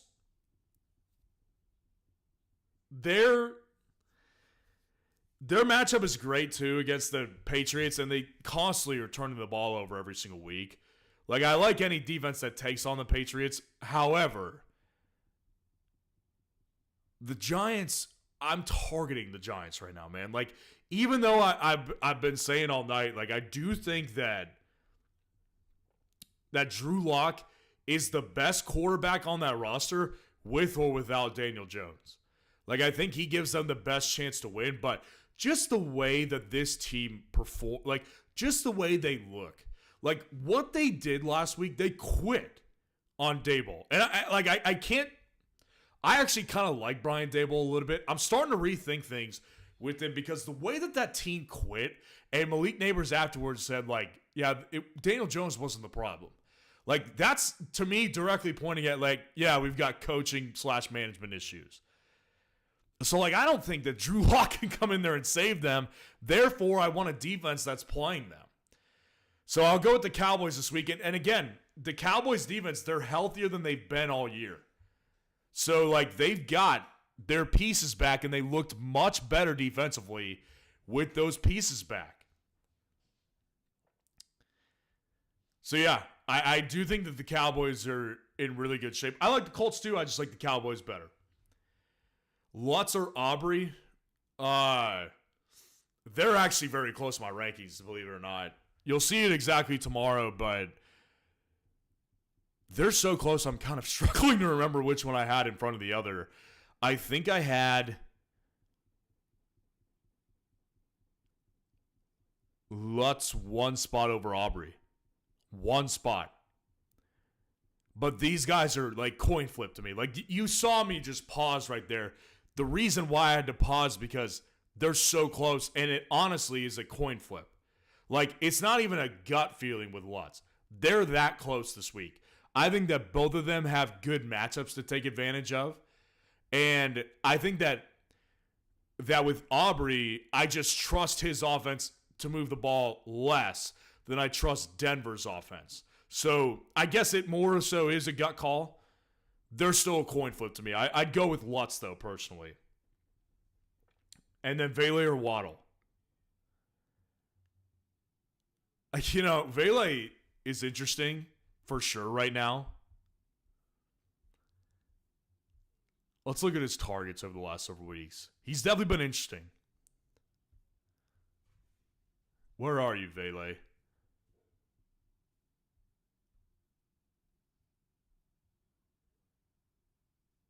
Where are you, Vele?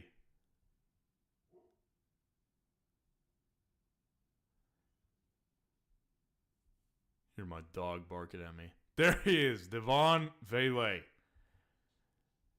Okay, 4 targets, 5 targets, 9 targets.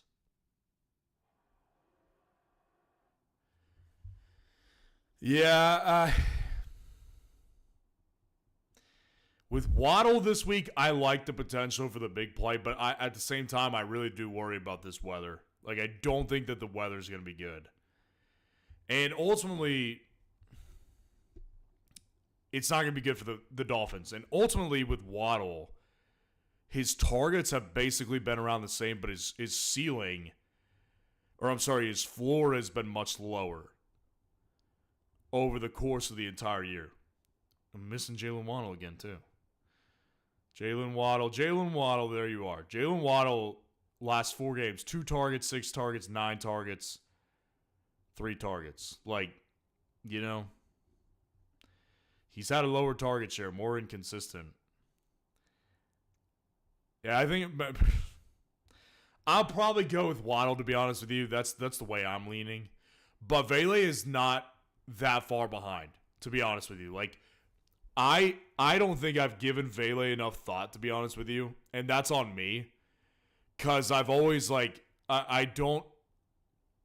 guess I haven't looked at him as a really legitimate target guy over the last several weeks, but the reality is, yes, he has been. I'm still leaning Waddle, though, personally, just because of the big play upside, and especially when I think they're going to be down. And they're going to need to make a big play happen. And I think that there can be easily a short play that goes to Waddle. I might end up regretting this, but I'll go with Waddle here over Vele. Appreciate the super chat. All right, we'll take a couple more questions. We'll go back up to the top. Unless we get a super chat, which super chats do get your questions answered immediately. We'll take a couple more. And we'll go from top to bottom. Dennis with 1 N. I like that. Start 1. Tyreek, Pollard, or Jennings? Yeah, I think I'd go with Tyreek begrudgingly because of the Brock Purdy problem with Juwan Jennings and because of the Tyjae Spears problem with Tony Pollard. Begrudgingly, Tyreek is my pick because I don't ultimately like the idea of playing Tyreek very much. I think it's a nasty idea. Personally, like if I knew that Tyjae wasn't going to play, I would say play Pollard, but he should be back. So like Tyreek probably has the best ceiling. Freddie Nahara, what's going on? Appreciate the super chat. PPR, Henry or Laporta. Also, Reed, Waddle, Jennings, Brian Thomas Jr. pick 2. I appreciate the help. Keep the awesome content coming. Well, I appreciate you being here, and I appreciate the support. I'd go Henry over Laporta, yeah. I mean, Laporta has just been nasty, dude. Like, in Henry, the one thing I've been pointing this out for weeks, as soon as Drake May came into the lineup, Hunter Henry became an immediate, like, must target for Drake May. Since he came into the lineup, 5 targets, 9 targets, 6 targets, 8 targets, 4, 9, 8. His importance to the offense is unquestioned on a weekly basis. With Laporta, his importance to the offense varies every week, and even on his most important weeks, that's 6 targets. Like, I get it, he plays for the better offense, the more high upside offense, the more high octane offense, but to me, when it comes down to it, like, you can't look at this and think that the Bears are a great matchup. And especially with Hunter Henry, I like the matchup quite a bit. So I'll go with Henry over Laporta. Reed, Waddle, Jennings, Brian Thomas Jr. pick 2. I'll go with Reed, and I'll go with Brian Thomas Jr. Now that I know that he's getting Lawrence back over Waddle, and I'll go with him over Jennings. If I had known that Trevor Lawrence was going to be back for Brian Thomas Jr., he would have been inside the top 30 wide receivers this week. He would have been. Jaden's inside the top 30, so he's going in my lineup. And I just like the upside, especially against the Dolphins defense. And then Brian Thomas, yeah, I just think it makes more sense that he has his quarterback. And he's got big play upside himself. Yeah, that's what I would do personally. Appreciate the super chat. Chico Man, what's going on? Appreciate the super chat. Who do I drop to activate Pacheco eventually? Stevenson or Tracy? This week, Shakir, Cooper, or Brian Thomas Jr., Disley or Laporta. So who do you drop to activate him? Stevenson or Tracy? Man, I mean, my auto response to this is always going to be, is your trade deadline passed? Because if your trade deadline is not passed, you've got 2 guys that have legitimate trade value. Now, in a lot of leagues, I would say in most leagues, trade deadline is probably passed already. I do have leagues that I play in personally where we don't have a trade deadline at all. I don't particularly like that, but there are some out there. Maybe you're one of them. And if you are one of them, what I would tell you is that I would try to make sure that you could get some trade value. Because those guys offer trade value. Now, depending on the type of league you're in, you could either get a player, like another bench guy, a depth guy, or some fab, or even some draft picks if you're in a dynasty league. I don't know what kind of league you're in particularly, but I would say if your trade deadline has not passed, I'd try to move on from one of them via trade first. But if you can't, I would drop Stevenson. That's the guy I would drop. Tyrone Tracy has been inconsistent, kind of like Ramondre for fantasy. But to me, I think that Tracy is like currently on a tour to prove that he's their future. He's averaging 5.1 yards per carry, and he's been one of their lone bright spots when he's not fumbling. That's what I will say. He needs to clean that up. But I think that Tracy has more upside moving forward. This week, Shakir, Cooper, or Brian Thomas Jr. I'd go with Shakir. Yeah. Shakir makes the most sense to me personally because I think that, you know what? I don't know. I'm going to think about that one. Shakir, in this matchup, we just went through it, 80% chance of snow. In Buffalo this time of year, it could come down. I don't love that. Khalil Shakir on a weekly basis gets tons of targets. So in a full PPR, if that's what this is, like no PPR, okay, very important distinction. I'd probably go with Brian Thomas Jr. because in a non-PPR, I'm trying to maximize the big play. And you can say what you want about Khalil Shakir. I've liked him this year. No big plays from Khalil Shakir. He's got 2 receiving touchdowns all year. Brian Thomas Jr. can hit on the big plays. He definitely has that potential. So, yeah, I think to me, Brian Thomas Jr. in a non-PPR makes most sense. And then Disley or Laporta. This has become a how low can you go with Sam Laporta game. Because I think I would go with Disley too.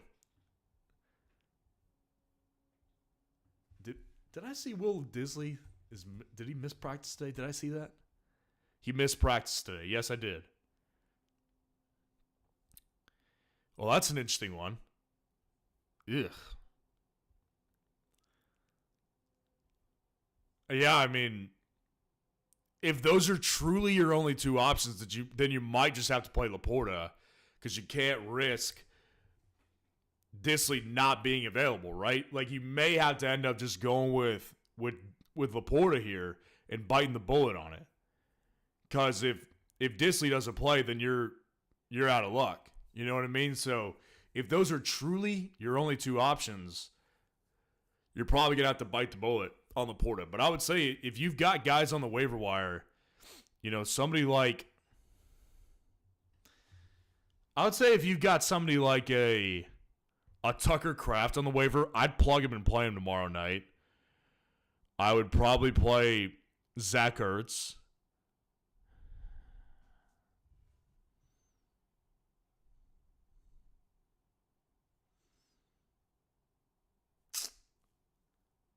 I would say that. But if those are truly your only 2 options, I would go ahead and play Laporta because that's the only thing you could do, really. Appreciate the super chat.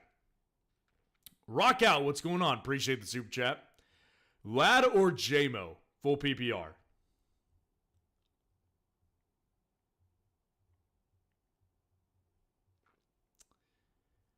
I think they're both good. I'll probably go with Lad, though. Lad makes the most sense. Unless Lad's still dealing with the injury, but I think at this point, like, I can't imagine he'll sit out. Like, he'll probably just be monitored throughout the rest of the year as far as, like, his practice involvement goes. I can't imagine that they're just going to, like, you know,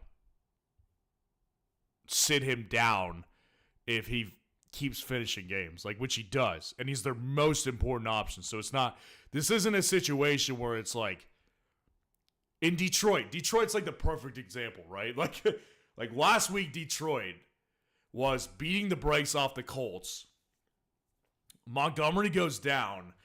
Well, they've got Jahmyr Gibbs, so they have the luxury of saying, like, hey, listen, like, we want you healthy for the long run. Like, take this one out. Just take the rest of the game. Like, you'll be back next week.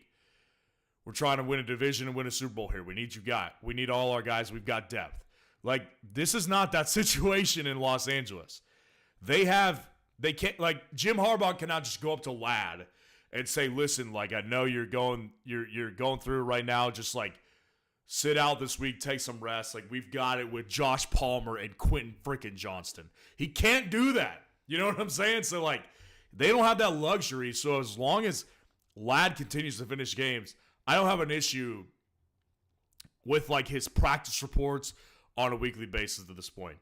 My point in saying all that is I'd be willing to trust 100% that he plays, and I would play him over Jameson if they were both playing on Sunday, and I'll play him over Jameson even though Jameson's playing tomorrow. So I'll go with Lad. Appreciate the super chat. Ismail, what's going on? Appreciate the super chat. Disley, but he's hurt, or claim Kraft or Henry PPR.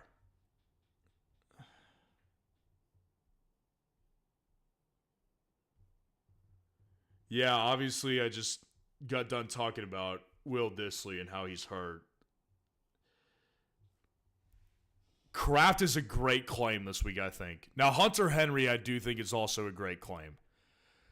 And the good thing about Hunter Henry is that, like I said earlier, he's got more consistency with May than Tucker does with Love. Like, that entire Green Bay passing offense is a weekly carousel. Like, it's Russian roulette every week with a pass catcher in Green Bay.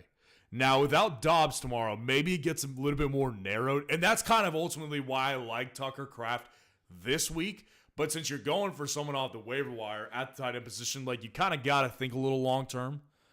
With Kraft, I don't see quite as much stability as I do with Hunter Henry. Now, Kraft definitely has the bigger ceiling, without question. It's a higher ceiling for sure. Ultimately, it comes down to consistency or ceiling. What matters most to you? This week, if it was just this week, I'd probably play Tucker Kraft. But if I wanted to keep one of them the remainder of the year, I'd go with Hunter Henry. So what matters more to you is what I'll leave you with, because I can see both ways. For me personally, I like the upside with Tucker Kraft more this week.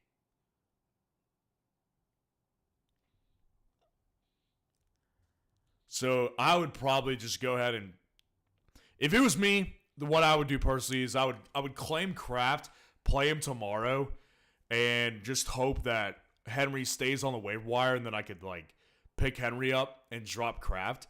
Maybe if Kraft does well, I'll keep him though. So yeah, I would probably go with Kraft, and I would definitely put in Kraft over Disley. Appreciate the super chat, Tyler C. Appreciate the super chat. 10 team, 0.7 PPR. I always love this league. Starting Lamar, St. Brown, Evans, Cook, Bucky, Ertz, Sanders, Lions defense. Flex 1. Connor, Braylon Allen, Flowers, D-Hop, Adams, or Jennings.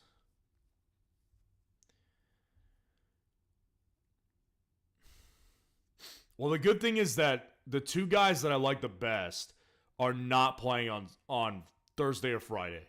And those two guys are Braylon Allen and Zay Flowers. I'd play, if Breece doesn't play, I'd play him over Connor, I'd play him over D-Hop, I'd play him over Adams, I'd play him over Jennings. And right now I'm going to operate under the assumption that that Breece does not play. That's the assumption I'm going to operate under right now.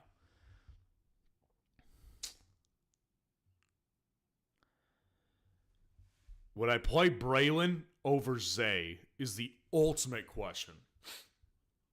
Because I think Zay is a good play this week too. Now, I think they both have relatively lower floors with pretty solid upside. I like the matchup kind of equal. That's a close one. I probably end up, they're really close actually. I'm actually thinking about it now, and when I was ranking both these guys, they actually ended up pretty close to each other. I am probably going to go ahead and go with Braylon because I believe the workload will be there more. Because with Zay, like Zay always has the potential chance that like he gets like 6 targets instead of 10 targets, which is still fine. But like, since they acquired Deontay Johnson, like he has not eclipsed 10 total targets. Like that's just a fact. He's had 12 targets in week 8, 6, 6, 6, 8. You know, like it's not like he's been like getting targeted through the roof like when they got Deontay Johnson, like before they got Deontay Johnson. Since Deontay Johnson, he has not seen 10 plus targets. Because they're trying to get him involved. So I'll go with Braylon because I just don't think there's as much competition ultimately for Braylon if he's the go ahead and play. And the good thing is Braylon plays before Zay. So you'll know if Breece is gonna play or not. And if Breece plays, obviously you go ahead and you play Zay. Appreciate the super chat. Pumpkin VGC, what's going on? Appreciate the super chat. PPR pick 2 flex. Tyreek, DK, Wilson, Bucky, Tracy.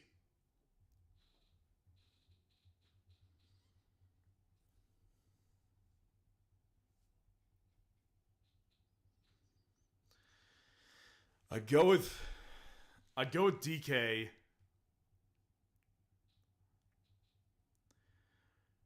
And in a PPR league, I think I would go ahead and go with.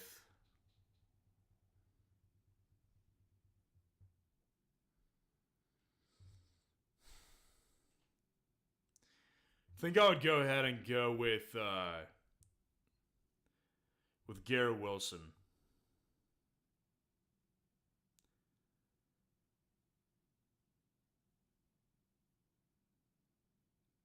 Yeah, that one's tough. I will say that's a tough one. Because, obviously Tyreek, I don't have a problem with going with him over Tyreek. There's no issue for me on that. The issue becomes, ultimately, I think that Tyreek will not have, like, the weather is a problem with me, and again, Tyreek's injury is a problem with me too. And you know what? That injury is not going to feel good in the weather tomorrow. I guarantee you that. DK, I think the matchup is really beatable against the Jets. And then Garrett Wilson, obviously the matchup's beatable in Seattle. Bucky and Tracy are also good opportunities as well this week. I just feel better about the ceiling of DK and Garrett Wilson. And probably the floor as well. Specifically when it comes to Tyrone Tracy. So I'll go DK and I'll go Garrett Wilson. Appreciate the super chat. All right, we'll take a couple more questions. We're just after 10 o'clock. We'll take a couple more.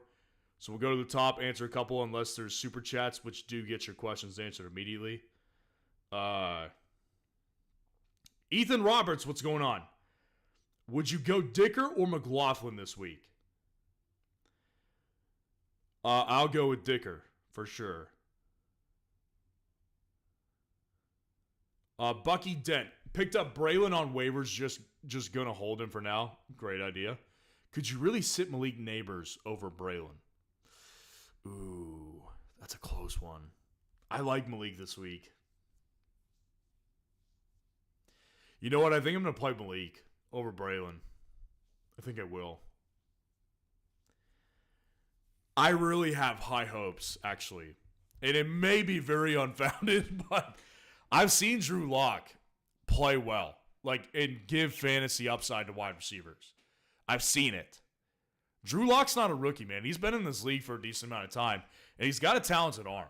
The best arm, I'm telling you, in that room by far.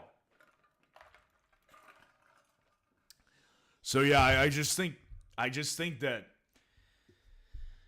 his volume is so guaranteed, and now that he has a great matchup and a quarterback that I kind of like, maybe I'm putting too much hope in there, but I've got hope for him. Sarah Ankerson, what's going on? Are we trusting Pacheco first week back? Well, I mean, it depends on who you've got, right? Like, Pacheco, I'm not trusting him over Chuba Hubbard. I'm not trusting Pacheco over Chase Brown. I'm not trusting Pacheco over... I wouldn't even trust Pacheco over somebody like Tyrone Tracy. So it ultimately comes down to what your options are. Because for me, here's how I think it's going to go. I think that Pacheco will have, up to 10 carries in this game. I think it's very possible that he has at most 10. I can't see him. He's not taking the backfield. I just cannot see him taking over this week when he's coming off a broken fibula. The biggest bone in your body you're coming off of, you broke. And you're expected to start a football game. I just don't see him handling the majority of the volume in the backfield, which ultimately lowers the ceiling, right? So it ultimately comes down to how efficient can he be. And what we've seen this year from running backs coming off of injury that are serious, like Nick Chubb, Christian McCaffrey, typically their first game back is pretty low efficiency. So I like the matchup a ton for Pacheco, and I ultimately love the Chiefs offense when it comes to running the ball. I mean, everything. Chiefs are great offense, but Yeah, I mean, I've got concerns with Pacheco. So it ultimately just kind of comes down to what your options are.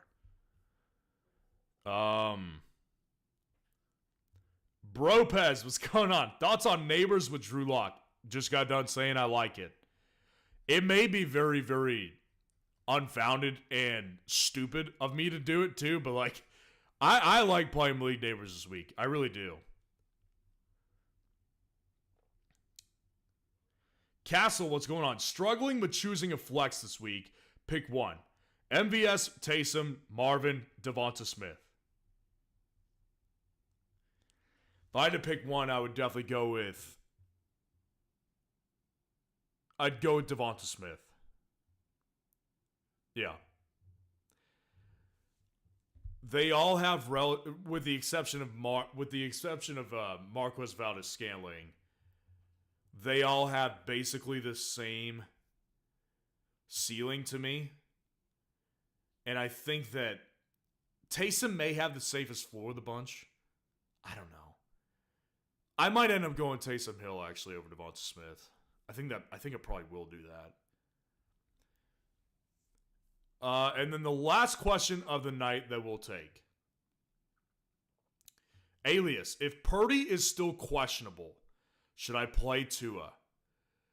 I'm telling you this. I called Tua my must-start quarterback last week, and I was spot on. I'm telling you this. I will avoid Tua like the plague tomorrow. I will avoid him like the plague. If you can get lots of other options, I would play Will Levis over Tua. Yeah, I would play Will Levis over him. I would play potentially Drake May.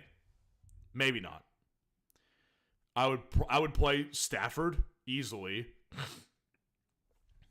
I'd probably play Rodgers. I would play Kirk. I'm trying to avoid Tua like the plague this week. 100%. Telling you guys, this matchup tomorrow for Tua, I said at the beginning of the live stream, I'll say it again. If I'm right tomorrow and the Packers are a great defensive play, you will hear me gloat. That's what I'll leave you with. Appreciate y'all being in here. Like the video, subscribe to the channel to show your support. Tomorrow on Thanksgiving Day, kicker video still comes out. And I will also be live tomorrow morning as well. If we didn't get to your question tomorrow, join me tomorrow. And everybody have a good rest of your night. We'll see you tomorrow, guys. Peace out. Have a good